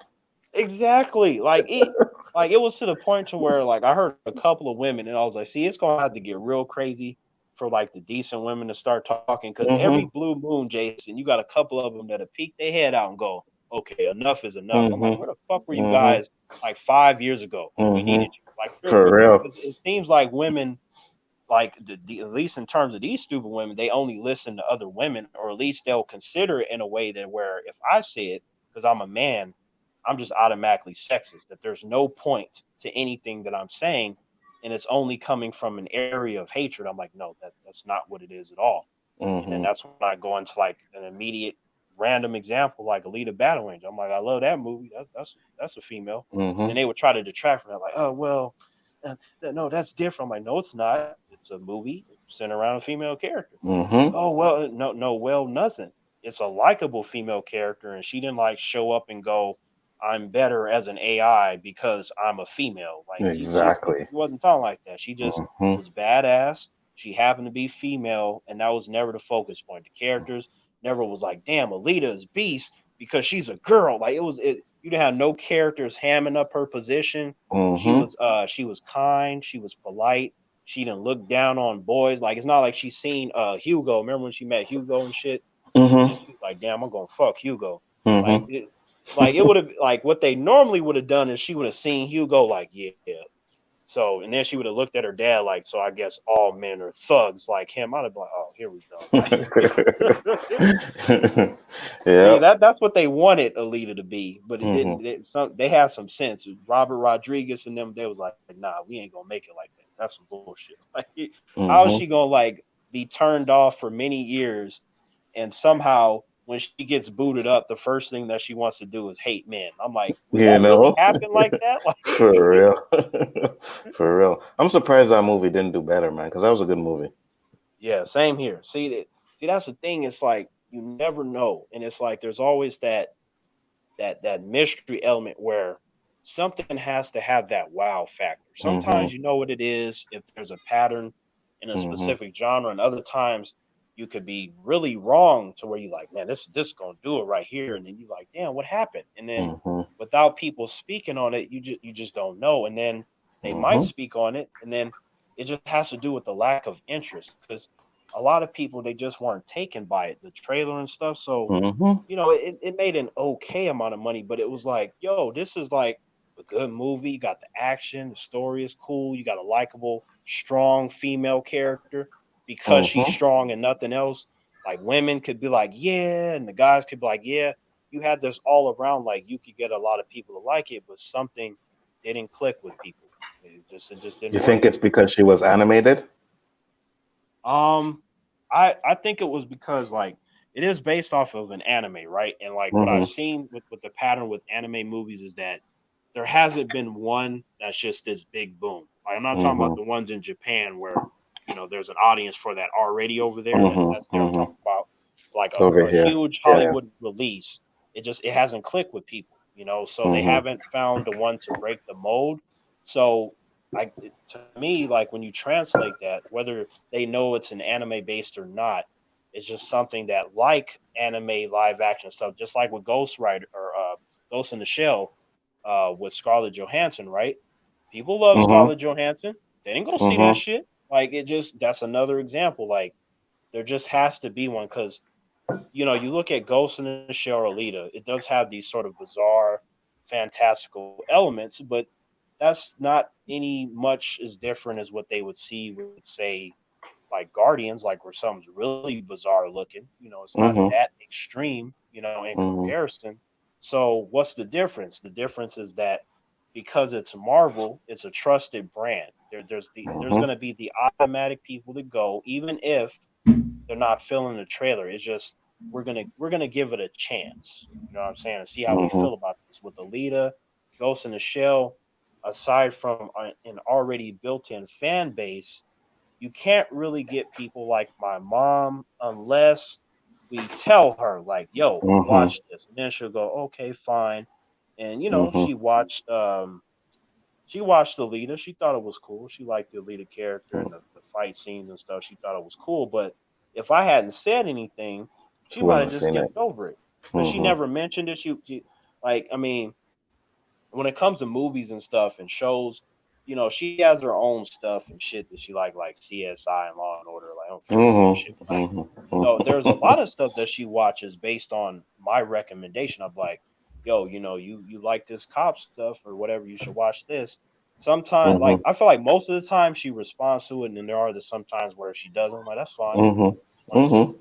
bring it to your attention, but there are times on her own where she'll be like, Terrance, did you see the I don't know, some movie, show or something coming out, and then she'll like, get into the detail about, oh yeah, yeah, yeah, yeah, and then Mm-hmm. she'll have interest, but she didn't do that with Alita. So, Mm-hmm. I felt like based off of the box office, most people I guess felt like my mom. They just Mm-hmm. they didn't remember it or they didn't think that they needed to go see it right away because a lot of the sentiments of people that I talked to, aside from the ones that watched it, was like, this shit is dope. Shit is way better than fucking Captain Mediocre Marvel that just has a name brand behind it. Mm-hmm. Like this is the leader deserved the money that Captain Marvel made. I'm just gonna throw that out there right now. Like if I were Mm-hmm. to do a comparison, like forget the brand and how much I love Marvel, that movie was mediocre. It just Mm-hmm. was. I wanted it to be Mm-hmm. great, but whatever. But It's just unfortunate that I see movies that are better than that have females that don't get that kind of attention. And then you have the silly humans, specifically the silly females that say stuff like, "Oh, so they don't want to focus on women." I'm like, they just did Alita last week. Did you watch that? Well, I've never heard of it, or in some cases, well, I saw the trailer, but I just didn't think it was going to be good. So I'm like, so you complain that there's no movies or shows about females, even though I just gave you an immediate one that came out last week. Those are the direct conversation, Jason, by the way. So, and then they had all these damn excuses. I'm like, well, how do you know if you haven't watched it? Like, you said that you want a female that's not dumb, she's smart, she's able to hold her own and fight just well as the guys. Alita was beating the shit out of all the dudes in that movie. Like, she had a moment where she got wrecked, but that really was just a mistake in judgment, and she slightly underestimated her opponent. But that second time she fought him, she beat the shit out of him. So, for all intents and purposes, it was implied that she is more skilled than everybody we saw in the movie. It didn't matter how many years, and if it was 5 or 10, she knew what to do. She had skills coupled with instinct. It was just boom. So, like, all that shit that you said you want to see, I just gave you an example. What you got to say now? And they just had stupid shit to say. You can't say that it doesn't happen when I just give you an example, and it's you that you're choosing not to watch it. So that's the shit I don't like, Jason. Yeah, and that first fight scene where she first found her power and was fighting, oh man, where she was fighting that big dude and the girl. Wow, bro. When she kicked that girl's face into the door, yeah, I had to rewind that part so many times, man. Yeah, because Rosa Salazar, the actress that plays Alita, she was doing the motion capture. Because like, if you've seen her, she looks just like Alita. The visuals were only to make her look more like an anime character with the eyes and shit, because they made the eyes bigger. That actress trained her ass off, Jason, for that role for many months. She was training with different martial artists from China, and it showed.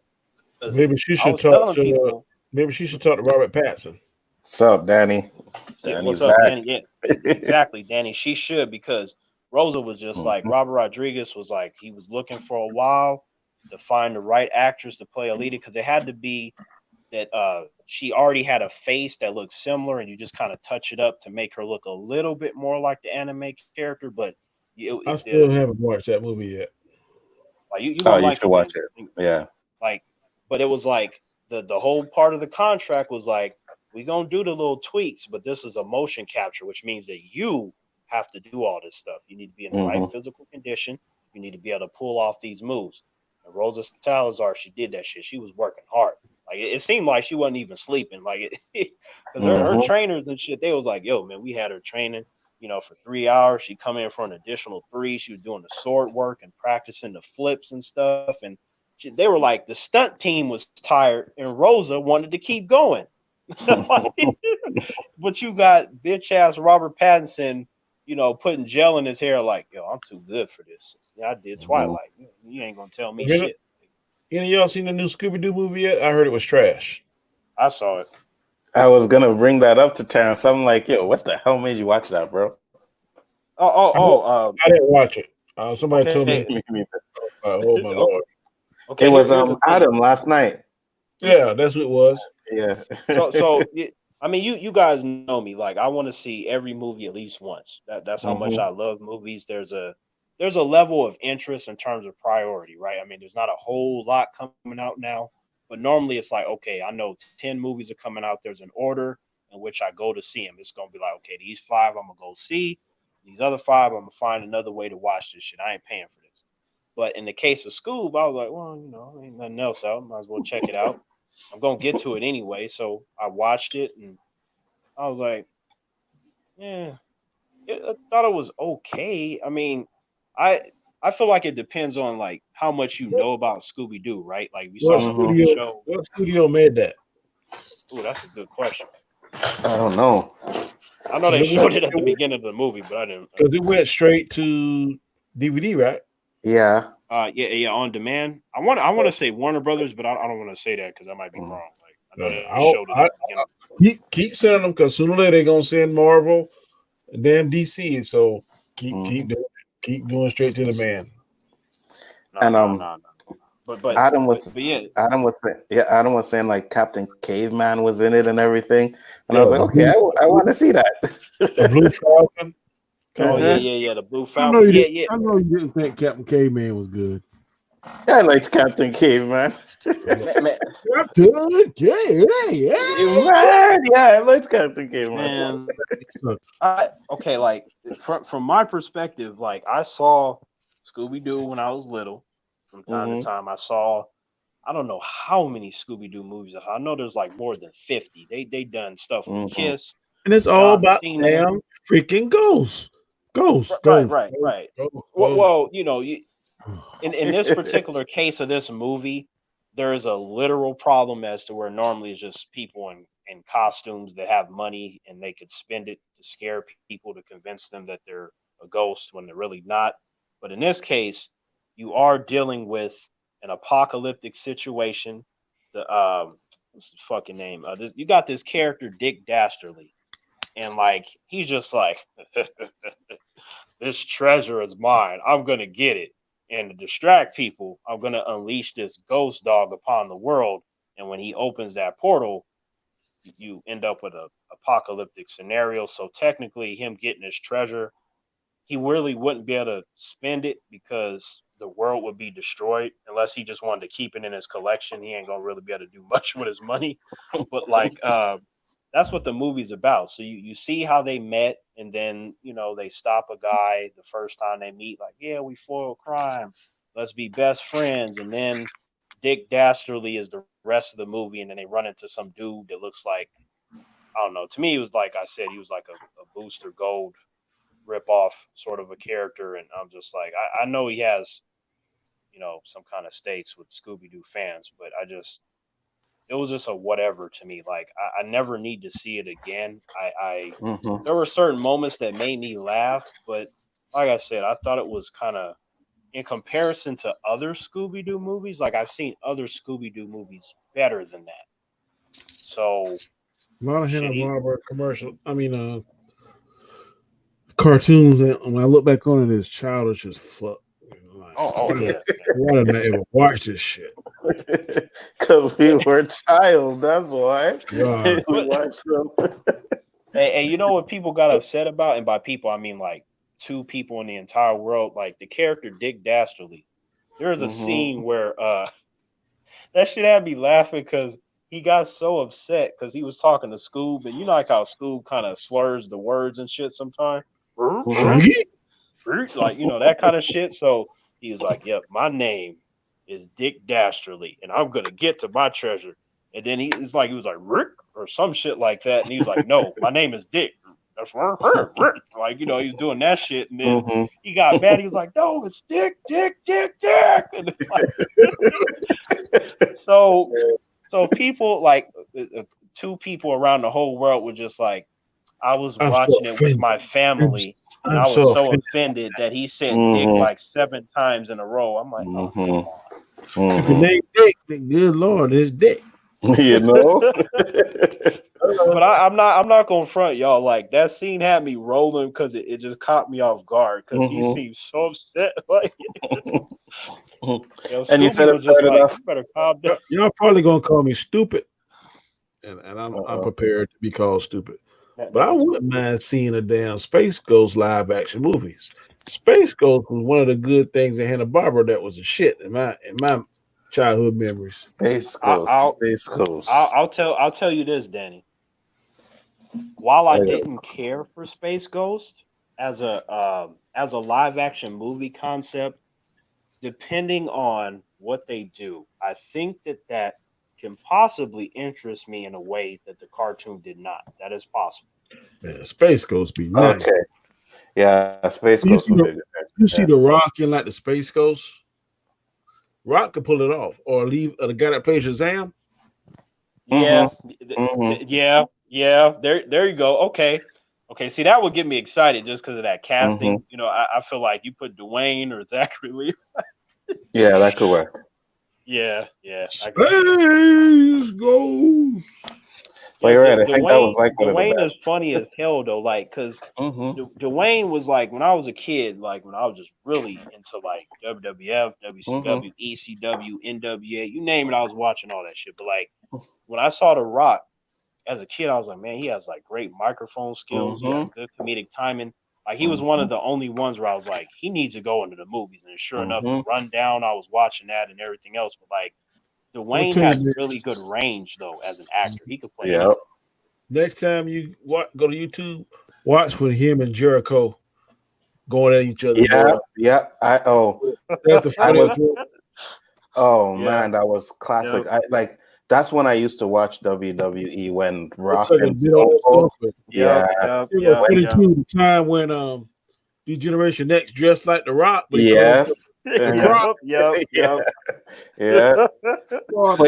but you know they came out in blackface, right? Yeah, I remember that. They came out in blackface. Yep. They did the only. You remember the reaction from the crowd, Jason? The crowd was like, it was like half of them were like cheering, but then the other half was like, when the camera zoomed in, they were just like in shock. They were like, "Oh shit!" Like, so they had the eyebrow taped up.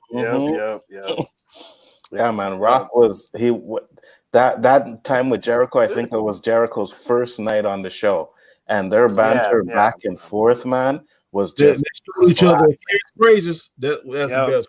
Yeah, man. The Rock's promos though too, like I remember when he was talking to Jillian and shit. He was just like, "Yep, would you like to try some of the Rock's strudel?" You know, and then he did his waist thing. And then she looked like she was just wet as hell, and then she like put her hand on his shoulder, like, "Get the hell off me!" What's wrong with you? And he kept saying the wrong thing. He's like, what the Rick Fraser said? It doesn't matter what you have to say. It doesn't matter. Like, the time of that shit was just precious, man. What's your name up there? Oh, my wife. It doesn't matter, boy. That's exactly what he did to Jillian. Like, so you like The Rock, huh? Oh, more than it doesn't matter. And then she just got so startled. Like, give me that microphone. Yeah, that shit. And then the way he would like turn his head to the camera to address the audience, like that shit was fire. Yeah, him and Stone Cold saved the WWE, man, because WCW was kicking their ass at the time. WCW doing the Midnight Wars. It was like that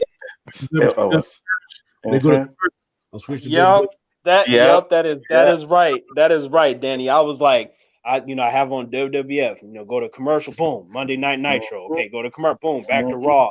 And it was irritating me because I was like, damn, I'm gonna miss if I go here and the match is, a little bit longer, I'm gonna miss a segment. So I remember at one point we had another TV and we would record it with a VHS tape just in case. You'd have to. You have to hear who that's gonna be.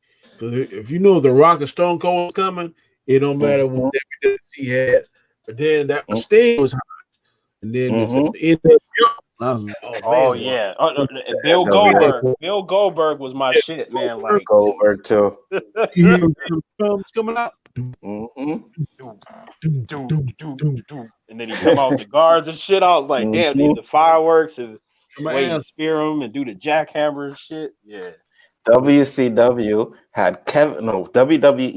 had Kevin Nash on a pay-per-view on Sunday night, and then the Monday night, the next night, they were in Nitro. I was like, yo, these guys were backstabbing, they were doing all kinds of shit, bro. Let me tell you guys the moment that I'm never gonna forget in terms of wrestling. This was Starrcade 1997, WCW, right? It was Sting, the Crow Sting, like you look like the Crow when he was going up against Hollywood Hogan, right?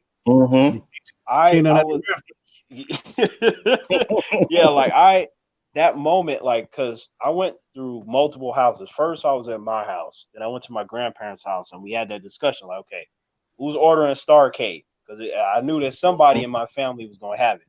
Usually my parents were like, okay, if you order this one, we can't get the next one, but you could get the one after that. So that shit pissed me off because every time I pick one, the next one that was coming and had matches that we wanted to see. I was like, fuck. Yeah. So, but yeah. So Starrcade though, man. Whew. Sting used to be my favorite wrestler boy. He do that damn Stinger splash. Yep. He knew the damn scorpion leg lock was coming next, boy. But y'all, man, I'm telling you, like it was me, my mom, my dad, my brother. I want to say my uncle. There was a few other family members. We were all in the living room, and it's getting ready. Like, okay, Sting about to go up against Hollywood Hogan. And they cued in the music. You hear the monologue, and Sting came out. He had the coat and shit. Like, I remember just on the edge of the couch as a kid. Like, I just had all these chills and shit. And Sting, he was walking so slow, but I was just imagining in my mind before he got in the ring, like how he was gonna beat the shit out of Hollywood Hogan. I was like, oh my god.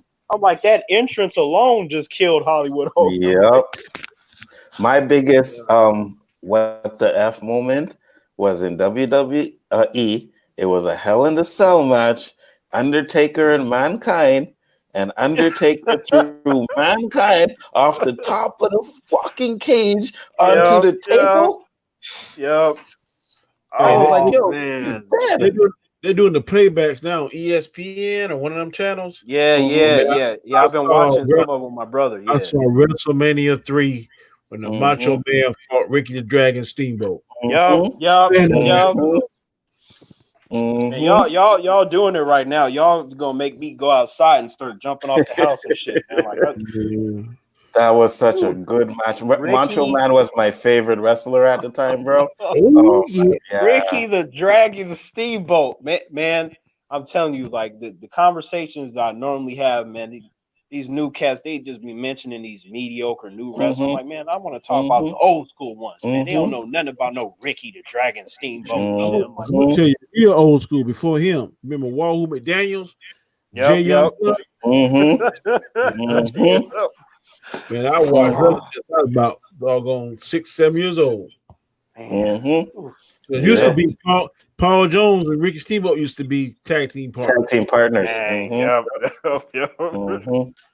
So you guys know that like when Undertaker, he was up there with Mick Foley, that Mick Foley told him, hey, throw me off, and Undertaker didn't want to do it. I'm like, yo, imagine that shit. Like Vince McMahon, he was irate. Like after that shit, like it showed the backstage. He was like, look, y'all, people love this shit.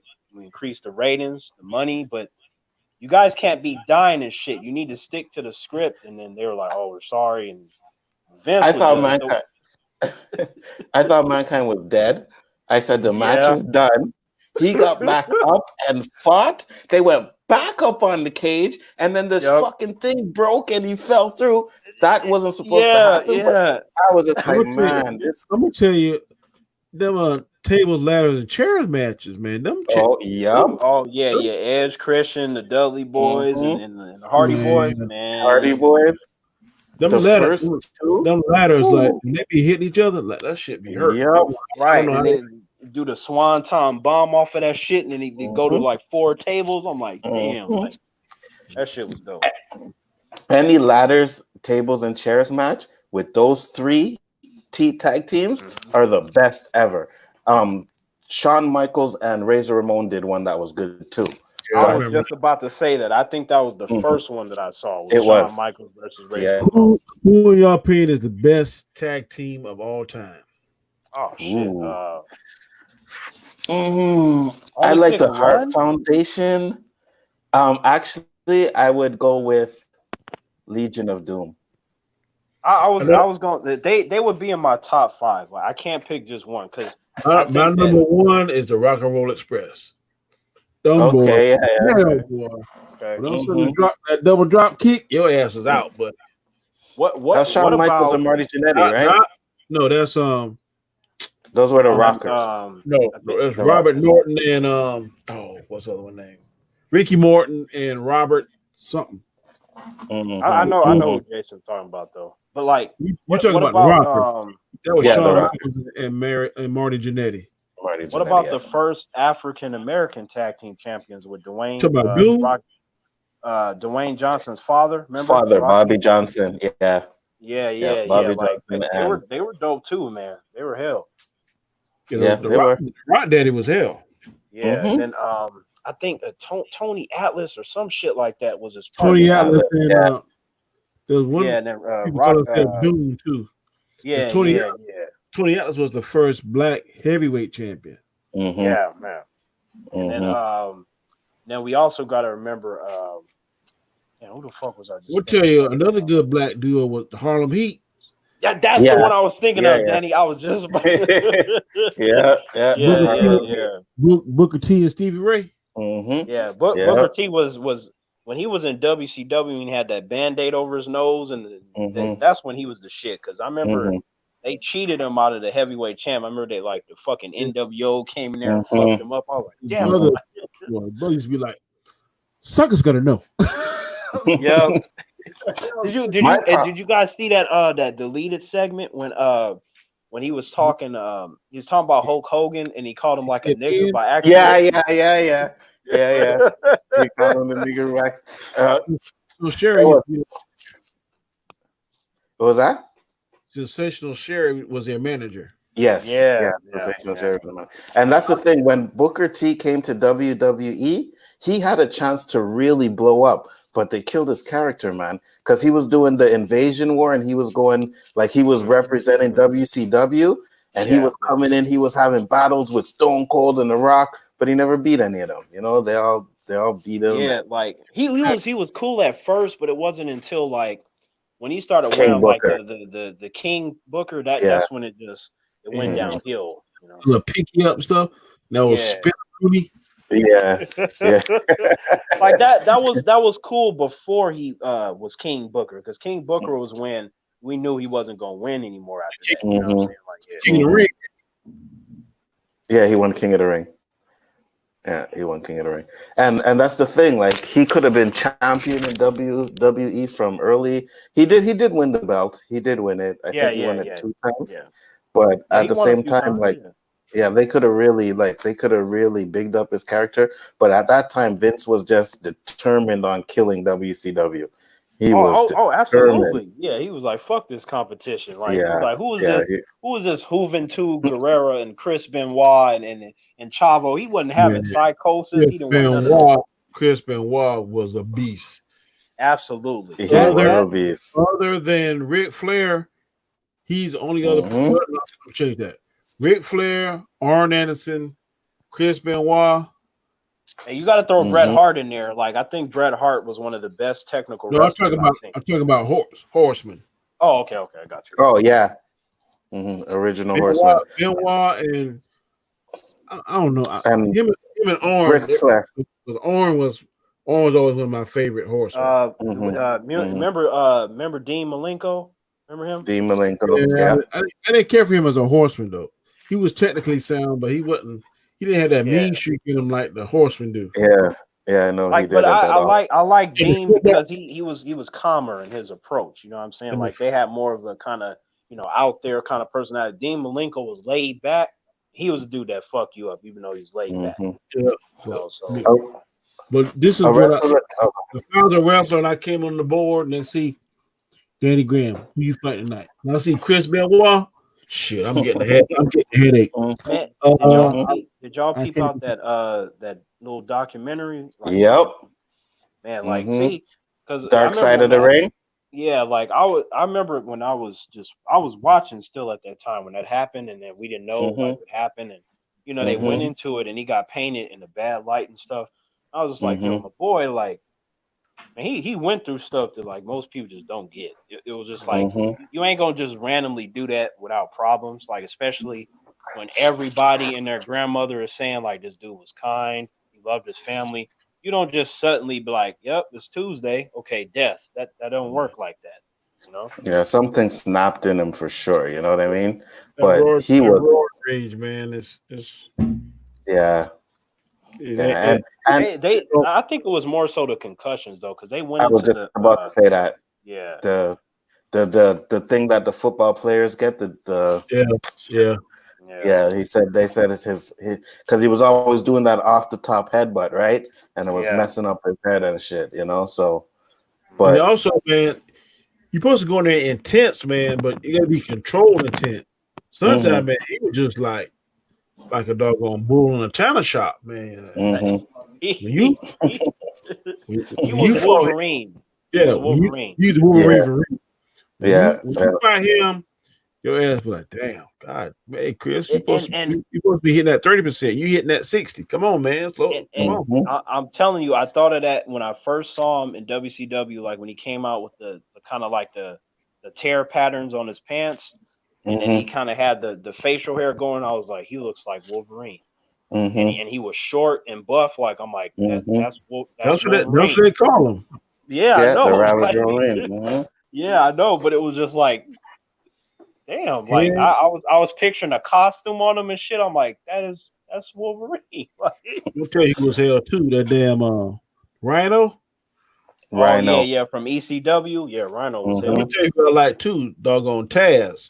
Taz has some awesome ring music, boy. Yeah, the Taz, yeah, little the Taz was heartbeat okay. and then the That flat heartbeat. line. Yeah. Mm-hmm. I Yeah. Kurt Angle grew on me. Oh, you like Kurt Angle? Oh yeah, He yeah. grew Kurt on Angle me, was yeah. Oh yes, it's true. Damn, it's true. Yo, Drink did you your guys milk. remember when he came out with that fucking milk truck and shit? Remember? Yeah. And I was just saying, come drink your milk, you know. I'm like, okay, bro. But we're But you know talking. what though with Taz though, Mm-hmm. like Taz was amazing in ECW, and when he Mm-hmm. came over to the WWE, he didn't They really watered get him a down. fair shake. Yeah, You know what he I'm saying? didn't. So he didn't become as big as he could have been if they would Mm-hmm. have gave him more spotlight and stuff to work with. So ECW. Do you guys remember New Jack? Who? New Jack from ECW. oh shit, I yeah. watched See the that's ECW pay-per-view, and they were right, in like a school, bro. And right, I don't know, they climbed up on the rapturers, whatever you call them, yeah, and he yeah. grabbed the dude and threw him off of that, bro. Yo. Went to jail. He went to jail for that shit, bro. Yeah, All I like remember over there is like the Sandman. Mm-hmm. There's one called Sabu, if I'm mistaken. Yep. Yeah, Tommy, remember Tommy Dreamer? Yeah, Tommy Dreamer. Go back and watch. Just Google some New Jack, and there was a match he had with a dude, bro, and they were like really beating each other. They were beating each other, Yep. bro. I'm about to piss Yeah. Terrance off. Terrance, you remember Glacier? Yeah. Oh God. Yeah, I remember him from WCW. I said that when something runs cold or something, and he in the middle of the ring doing Yeah. that pot of shit. Yeah. I'm like, what Yeah. the hell? Why am I mad though? Like Glacier was. No, I just saying that martial arts stuff, man. That Oh, was Oh yeah. No. yeah. I would beat the shit out of Man, Glacier. Like, man, come on. but I thought he was cool in the sense that he kind of had a Sub-Zero kind of yeah. vibe going to him. Mm-hmm. You know what I'm saying? So But as a wrestler, he was trash. right. Yeah, he was mediocre as a wrestler. Mhm. I was more so fascinated just by his appearance. Like when he come out and the little blue shit would fall, I was like, all right, that's legit. Like, I'm gonna tell you, like them Japanese like the Ultimo Dragon, Rey Mysterio. Man, I couldn't keep up with all that flipping and shit. I was like, what? How the hell Yeah. they do that shit? Yeah, like they well, I mean, like if you look at the real Japanese wrestlers like Ultimo or Tajiri or somebody like that, because the I'll be Hispanics right back, like guys. like the Hispanics like Juventud Guerrero, Psychosis, Chavo Guerrero, Eddie Guerrero, people like that. They're doing some crazy ass high flying shit. Remember that, Danny? The way they be flipping through the ropes and Hey, doing them somersaults and I shit. don't see how they got trained to do that stuff at that speed, man. It's just I'd be all tank. I'm not supposed to catch a guy or do a flip. I'd be all tangled up. Right, and then the way sometimes how they flip, catch them, then they flip them again and jump back up on the rope and flip off again. You be like, damn, Danny, that all happened in 30 seconds. I'd be all fucked up. I don't say I don't gotta do all that stuff. It look like when you spin, you get kind of dizzy and stuff. But man, they have their balance and be on point and be going to the next. So that takes a lot of practice or something. Something I ain't got. What's his name? Do you remember a wrestler named Sin Cara? Yeah, Remember I Sin remember Yes. Cara? Yeah, Like yeah. he, Sin Sin Cara. Cara. Sin Cara. Yeah. yeah, Yeah. like Sin Cara, like he was a wrestler where, like, I remember when he made his debut and he sort of messed up, like when he was trying to clear the ropes and he hit the top one. Mm-hmm. Like I think what happened with him was they got rid of him because he made too many mistakes Mm-hmm. in terms of, like, he would mess up on some He was hurting moves, but people. like, yeah, like, and just from a visual aspect, when you mess up that many times, it removes the wow factor. Mm-hmm. But the stuff when he would land his moves, the way how high he would jump and shit, like his Mm-hmm. potential was just crazy, like to where Mm-hmm. when he was gone, I was a little bit bummed out. I was like, man, I like seeing Carr. You know what I mean? Like, Mm-hmm. I like Mm-hmm. his music and Yeah, but everything. Like, yeah. a lot of those Lucha Libre, those wrestlers, they didn't get a lot of shine as they should have because they were Right. very technical sound, man. Like compared to the Mm-hmm. American wrestlers, like they were really good, man. High flyers, you know what I mean? Off the Mm-hmm. ropes, flipping, and all kinds of Right, shit, bro. right. And what the reason why is because, like, with the professional wrestling, especially WWE, they normally push the bigger guys, like the Mm-hmm. 6'5", Mm-hmm. 260 pounds and shit like Mm-hmm. that. So And they it got that big can't do all that stuff. Because you remember true. Mm-hmm. when the Undertaker was younger, he came on the top rope and walked the Yep. top Hmm. rope. Yep. Yeah, he was a rarity though for like a Mm-hmm. huge man. Like he was doing some Pay that crazy ass fucking shit. try that shit now. Oh no, no, Yeah. no. But Yeah. just the His, Undertaker, we give you $1 million. You gotta walk that top rope. He'd Who be like, the fuck did he fight recently? I saw one of his recent matches. I'm blanking on the dude's name, but it was like they were in like a graveyard or some shit. And I thought he that fought Brock. particular I think uh Big Dog. What's his name? I think it not was not Brock not not, Lesnar. not no, not Brock. It was more recent. I'm No, I'm talking about saying the like Oh, big, okay. big dog. What's it called, Seth? I can't His remember. Which I finish, one? can't remember. his Like finisher move is the Superman punch. oh yeah. He definitely does that shit. The wrestler, his name I'm forgetting. Like That's what he Robert. fought. Yeah, like they were like in a graveyard, and it was like the match was okay. Like I didn't think it was bad per se, but like I wanted it to be more of like a legit wrestling, like in the ring sort of a match. But like it was something where he was talking shit about his wife, like Undertaker's wife or some shit. And he's like, "I'm gonna make you pay, boy." He just was beating the shit out of him, and they went up on the building, and he Was it fucking choked him. Roman Reigns? Roman No, Reigns. That's it. no, it wasn't him. Um, Oh no. if I hear his name, I'm gonna know it. It wasn't him. No, it definitely was not him. How the fuck am I not remember his name? But yeah, like Undertaker was a little better there, but like all of his recent matches that I've seen, even the one with Brock Lesnar, shit was trash. He couldn't move that well, and Brock won in a stupid ass way, and I just nah. I'm looking for it now to see if I can find it. Yeah, but put Undertaker in anything that looks like he's in a graveyard and shit because it's very recent, like it last month or whenever the fuck it was. The one thing I have here is he apologized to Roman Reigns for their last fight, but Yeah, it should pop up. Like if I get Tremaine, he would know the Was the names last of. WrestleMania 33? Was that last WrestleMania? I I think believe so. so. Yeah. I think it might have happened AJ, there because is it AJ Styles? I think so. Yeah, I think that's the dude right there, AJ Styles. He got like the long brown hair kind of shit. Yeah. Yeah. That's him. That's him. Yeah, long brown hair. I'm looking at it now. Okay, The yeah, only yeah. reason, the only reason why they get the Undertaker because he still draws. The people still love the Mm-hmm. Undertaker. If you watched the show ratings, whenever Stone Cold's on there just talking his junk or The Rock, Mm-hmm. the ratings go up dramatically. That's because Mm-hmm. there's But no. they don't have nobody in their company now that has the charisma and magnetism and the Hell chemistry. As nah. those guys did. They don't. Mm-hmm. They don't have the talent. They don't have the writing. It's like nowadays it's all fluff with no substance. I think they It's got the nowhere near as writing, good as but I don't think they got the people that can deliver it. I don't think they got the writing either. I think the Because writing for The Rock, WWE. The Rock, with a lot of his stuff, I heard him say that when they Mm-hmm. got faith on how he could do it, they kind of let him kind of freelance. A lot of other stuff. But he's a Rock though. Like, but I mean, outside of like say Rock and Austin, like the familiars, where we know that at least the talking will be interesting. But like in terms of all the other wrestlers, even the Divas division, I'm like, I don't care. The Brothers of Destructions are up there. He used a trampoline in his interest. Who used a trampoline? That was Rey Mysterio used a trampoline. I thought. Really? I remember Rey Mysterio. There was a point where he wasn't wearing his mask. He come up out the floor. That's how he come out. Yeah. It was like, who's that coming out the top, and then he jump out and shit. I'm gonna tell you who interest I used to like, boy. You remember what's the guy name? Look like a vampire. Oh, Gangrel. Gangrel. Yeah. I love the boy.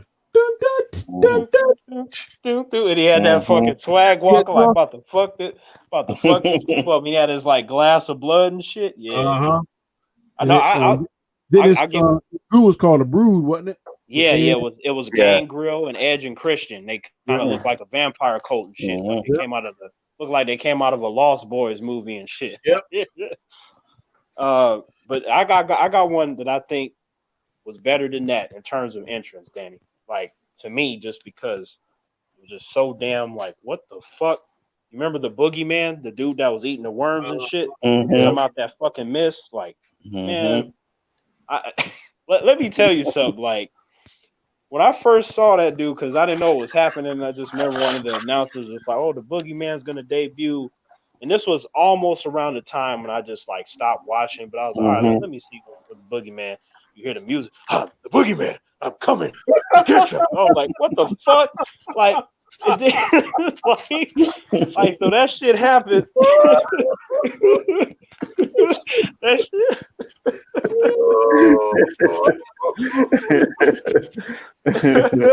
What's wrong, Danny? What's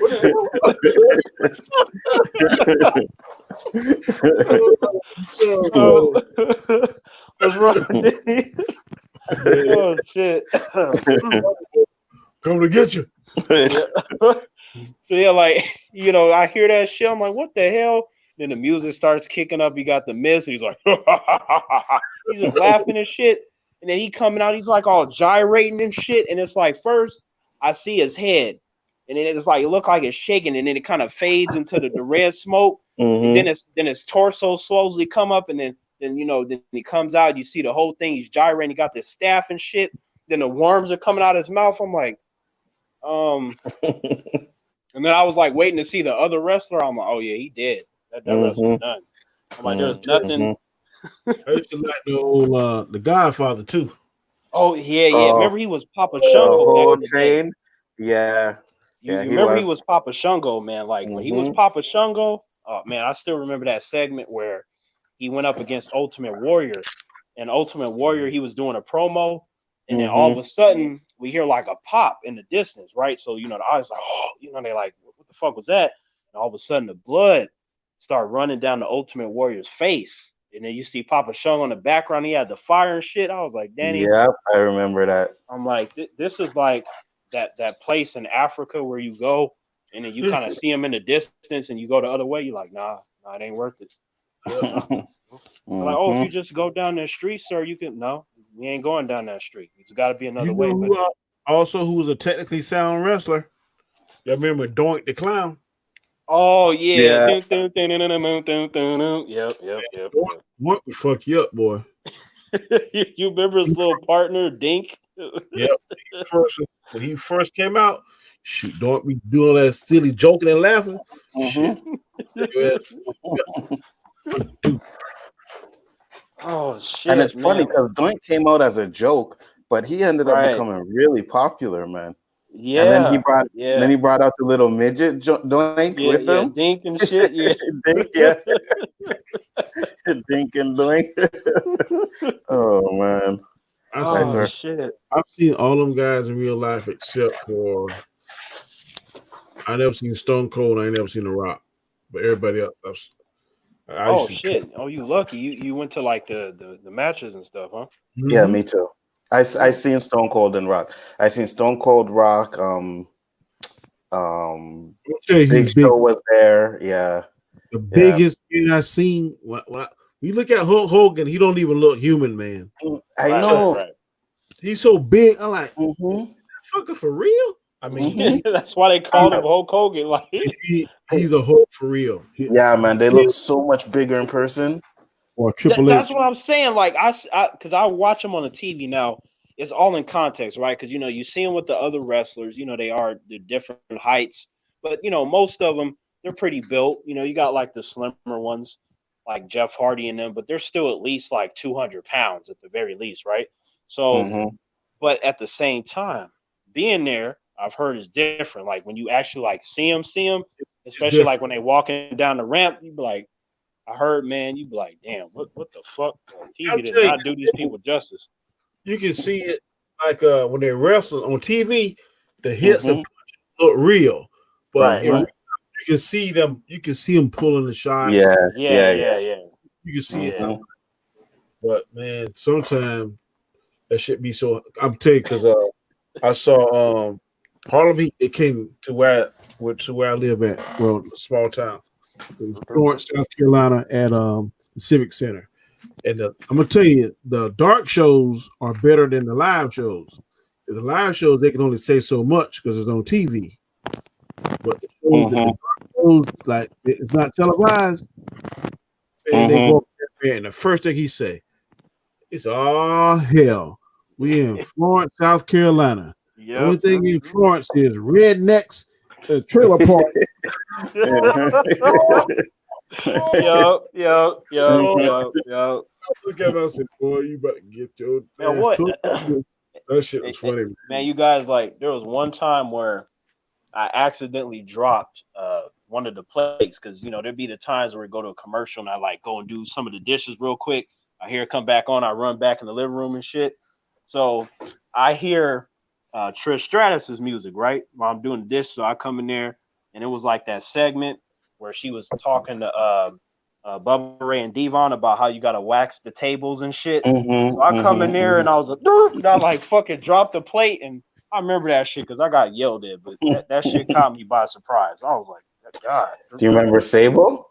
hell yeah, I remember saying, You remember when Mark Merrill put the potato bag on her and yep, Sable yep, said, "Fuck this," and she took it yep, off? I yep. was like, whoo. Yeah, okay. Sable was an interesting personality, but as a person, I found out that she is horrible. Like what she did Yeah, to I heard Mark that too. Merrill and shit. Wasn't she Yeah. married to Stone Cold? She was Sable Yeah, was she did. married to Mark Merrill, and then while First, she was with him, she dated she was Stone Cold. cheating. She was cheating Mhm. with Brock Lesnar. That's what happened. Yeah, she married Brock Lesnar now. Yeah. Who, So who Mark Yeah. Yeah, she was cheating. She was cheating on Mark Merrill quite a bit, but that whole Brock Lesnar thing just fucked everything up. married Stone Cold? That was a wrestler too. I can't think her I name. think you're talking about Deborah, not Sable. Deborah. Yeah, Deborah. Yeah, it was Deborah. Right, Deborah. And then there was the thing with Edge and Lita. Lita. Yeah. Oh hell yeah, Mhm. that segment when they had the bed and shit, I was like, dude, like, Mhm. I was Mhm. like, Man, there was man, they did some kind of like a layout like Playboy, all the oh Mhm. hell yeah, females. Mhm. yep. To that Whew. that was a beautiful book, boy. It was Yeah, beautiful until my teacher it was. fucking threw that shit in the trash. Like Oh, that my fucking God. asshole. Like I was in class and I was the one that had the wrestling magazines and shit. And I was like reading Mhm. those instead of doing my work. So I'm like at the the desk and my friend like, yo man, these divas, man, Trish gonna be fighting tonight. I was like Sable Mhm. and just out of nowhere when I was distracted by the greatness of that ass and them tits and stuff, the teacher came out of nowhere. He crumpled the magazine and he was like, Mr. Shit. Harris, you're supposed to be doing your work. I was like, but the wrestling. And then he looks at me. He don't say nothing. He walks over to the trash, stares at me, and he throws it in the trash. I got up, took it out of the trash, and then he kicked me out of the class. I was so fucking mad. I was like, you couldn't just put it gently in your desk. You had to crumple it and Mhm. then throw it in the Mhm. trash, huh? Like that's what's wrong Mhm. with this world. People crumpling up WWF magazines. That's why this shit is You wrong. know, especially when I'm Did you, trying to look at some ass. Exactly. Oh, did you what the see that? fuck? And then Did y'all see the Playboy? I think when China was in there. China. Yeah. Mm-hmm. I don't think I had that one. It was like I remember she was part of one of the magazines that I got. Or She he was had a in, position where she was in the shower. Oh, Mm-hmm. Yeah. And do you guys remember when she first got her implants? yeah. She came on the show, and DX, all they kept saying, they kept making these breast jokes. They kept making these breast jokes. And I'm like, yeah, she does look different, you know? And then at one point, Yeah. right to the end of the Stephanie, show, he pointed to the breast. Stephanie got an implant too, and I Yeah. think Chris Man, Jericho. I couldn't Mm-hmm. stand Stephanie, man. Her voice was all scratchy and shit. I'm like, shut the fuck Yeah, up. Like every if time you she would talk and shit. look at Stephanie now, she look like doggone Red Sonja. Her damn Mm-hmm. arm, she a rip. Mm-hmm. Mm-hmm. And Yeah, I was and like, as long as she doesn't talk though, anytime she talked, I was like, man. I remember when she got the breast, and Jericho kept hitting Yep, her with the breast. yep. Hey, Yeah. but you know what though? China though, China look like She-Hulk. If you just paint China Mm-hmm. green, that was Mm-hmm. She-Hulk for But you know, sure. China Mm-hmm. look better muscular than when she lost her weight and muscle mass. Because when Right. before she died, I was like, damn, you look fucked up. She was Mm-hmm. on a lot of drugs though. Yeah, That's she what was. like. But But I boy, remember she was China boy, she was hell boy. when God, she came in the ring, and I think it was Trish Stratus. She grabbed Yeah. Trish Stratus and flung her around like a rag doll, bro. Yo, I didn't Yeah, she like. Don't be talking about that, Jason. I was you Jason. remember that? Oh my Jason, god, bro. I was devastated. I didn't want nothing to happen to Trish. Like I was concerned. She put her in a bear hug and was just shaking I her. was like, Trish, no. Like Yeah, Trish's head was I just was going screaming for Trish to run. I was like, Trish, you gotta run this time. back. Yeah, China was and she won the belt. I'm Yeah, telling you, yeah. it ain't like it And used to be. Bro. I Hell can't tell no. you last time I seen a whole WWE show, and now they got me that too. new a something it's called. I don't even watch that. That's what Jericho. I think he's like the top dog Oh, or whatever.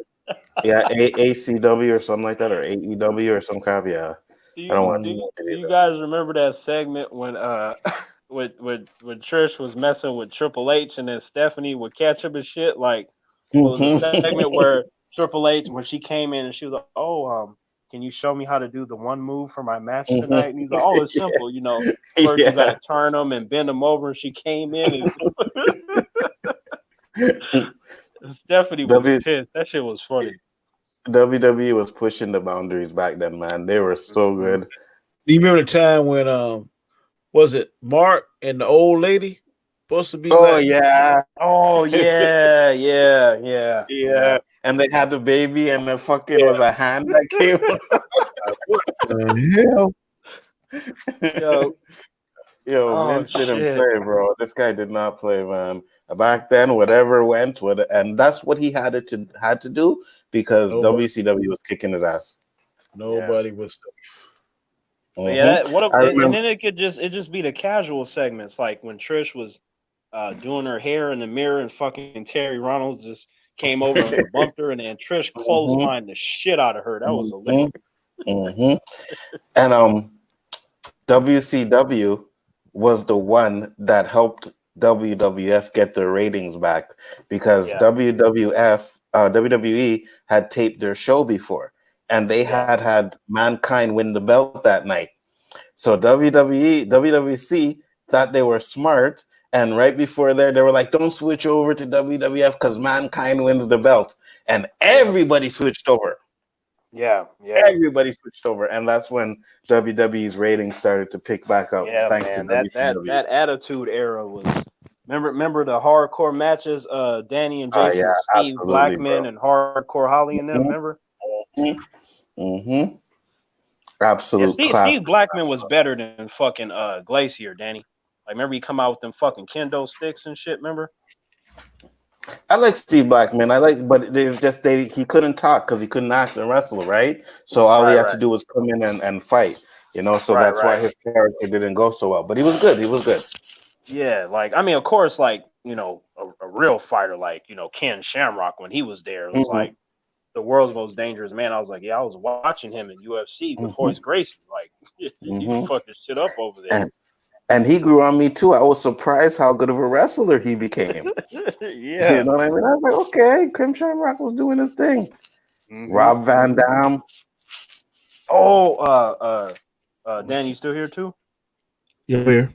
Oh yeah. So when I was in middle school, I think it was it must have been like 7th grade, but you know, I go into my class.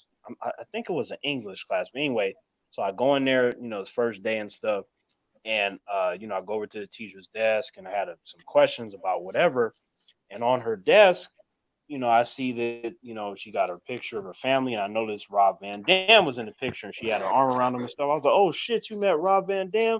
And she was like, yeah, that's my nephew. I was like, dude, like, I was like, hold up. So Rob Van Dam might stop by like one day in class, and then she was like, probably unlikely, but you know, I'm like, damn, like I'm like, he's like one of my favorite wrestlers at the moment. And she was like, oh yeah, you know, glad to hear it, and you know, yeah, it was cool. Yeah, early in my career, I got I met Big Show's wife because she's a police officer in South Carolina, or she was. Oh yeah, Big Show's mom. Shit. Then at my office, I take a picture. I got a picture with Ric Flair. I've been at Myrtle Beach. A picture with the Dudley boys, with Devon Dudley. Oh yeah. Danny, where was my invite to all these occasions? Boy, I didn't even know you, bro. I'll tell you, when I was in my 30s, I would travel.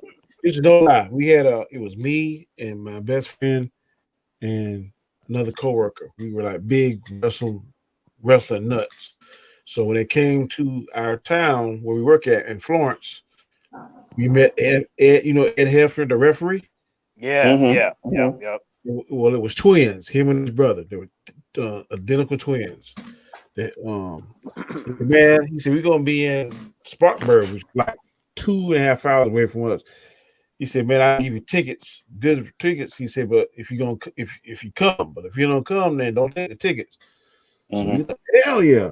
So he gave us 6 tickets, 2 for me, 1 for me and my wife, my friend and his wife, and my other person and his wife. And so we all worked for the same lieutenant. He's like, Lieutenant, can we get off?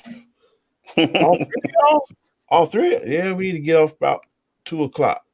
When did you get off? Well, we got it happened again, but go ahead. So man, we got off like 2:00 that day. We left the house probably about 5. I think the show started at like 8. Drove 2.5 hours to the show. The show was like 3 hours. So we get on the road at 11 o'clock, get back home at 1:30, had to go to work the next day. Man, it was in Columbia. It was another town, probably about in Florence, probably about an hour and a half away. And I go to them shows all the time. I've seen so many wrestlers. Like I said, I never could. The biggest wrestler I seen was Yokozuna. You remember him? Yeah. Yep. I remember him in real life. Wow. What I didn't see, I've never seen The Rock or Stone Cold in real life. Everybody else I've never seen in real life. See the strange thing on my end is like I met all the wrestlers, but they didn't talk to me because they were on TV. So I didn't have the same experiences. I got 3 pictures I shaking their hands. I'll take a picture of next time I'm on. I'll show it to you. I'll send them. My parents used to go.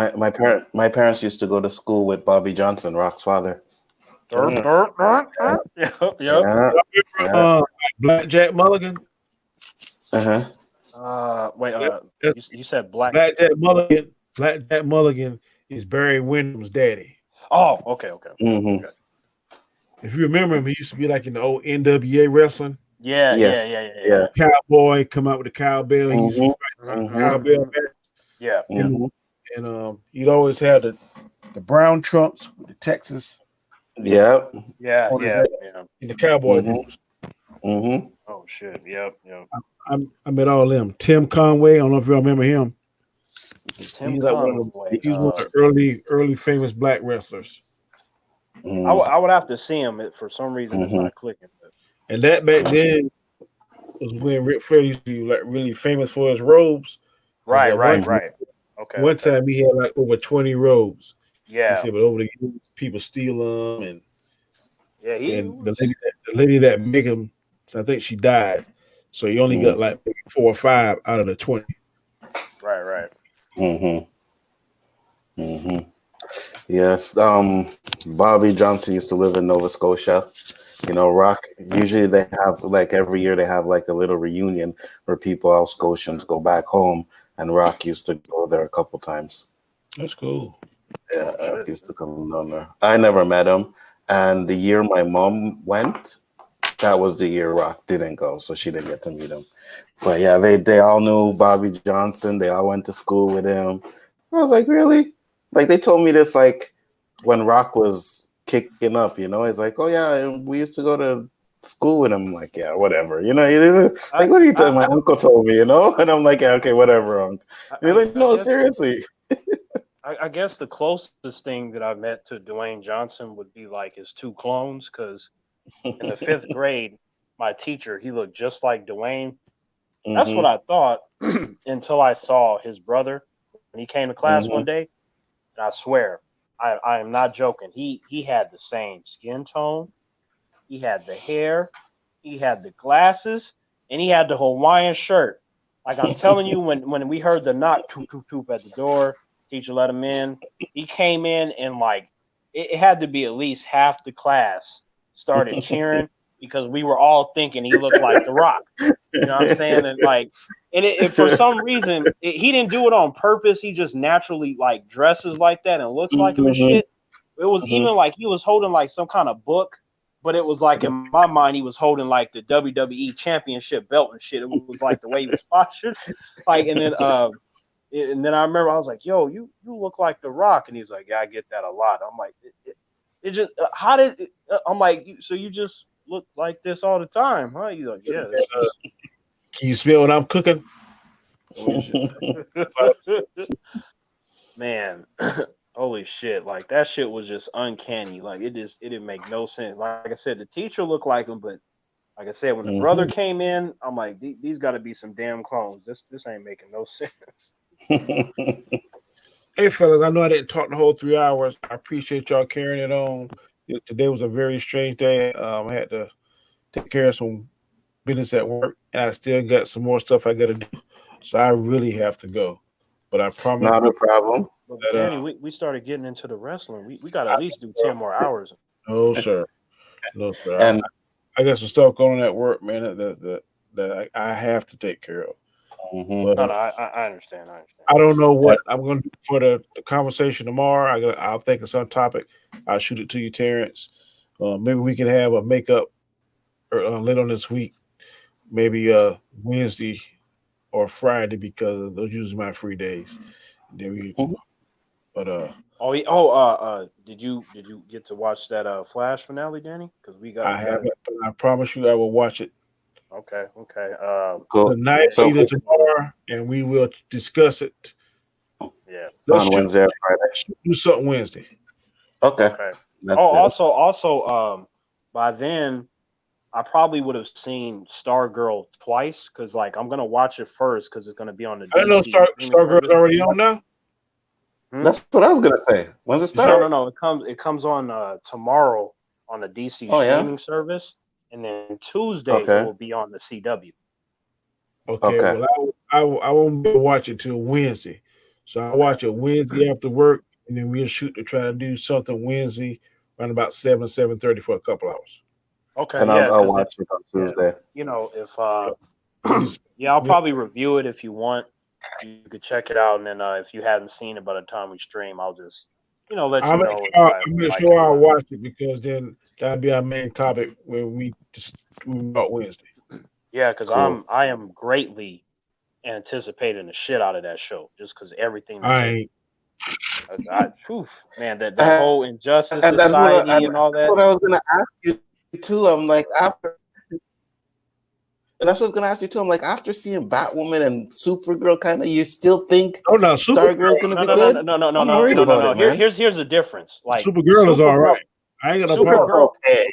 No, Yeah, it's Supergirl. Like okay. it depends on what they're focusing on. Because Supergirl has a lot of cringy ass shit, but like Batwoman is always awful. Mm-hmm. But the difference Supergirl, between Supergirl has very challenging and different villains.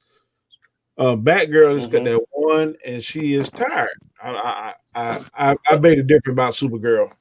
Well, but here's the thing though, like Supergirl, a lot of her villains are not good. There's only a few that are actually good, like Manchester Black was done right, Lex was done right, Mystic Pitalik was done right, but like most of the villains, they get beat up way too easily because they're guys. They don't operate the way That female she had was giving her hell. Oh yeah, because she's a female. Like the female characters are gonna be on point on her show because that's just that first nature. bad guy, like the first season, that kind of had her number. I don't know how they got rid of him, but it kind of like write him off the show. But he was like a poor man's Lex. He was, but it's like the Supergirl's problem is that it has a lot of unnecessary preachiness coupled with them doing a disservice to a lot of the male characters specifically. So that's the shit I don't like with Supergirl. But at least, when they get characters right, they're good. Or when they do like, Martian Manhunter stuff with his father or his brother, but like he gets beat up all the time. I don't like that shit. But at least there are some things in it that I like. But the difference between those two and Stargirl is that from the Stargirl trailer, I saw number one, nothing but accuracy in the way that the characters look, the backstory of what happened to the original JSA and why there's a new one, and how the Injustice Society apparently killed all of the original JSA, and the second generation have to fight them. I'm just like, when I saw the Supergirl trailer, when I saw the Batwoman trailer, I thought it was terrible. So that's the difference. That's why I am anticipating this in a way to where the other two was just, I'll watch it just because. But this one I'm actually excited about because of everything that's in it. Yeah, all right. So we'll discuss it on Wednesday then. That'll work. Yeah. All right, fellas. Have a good night, man, and y'all be safe. Peace.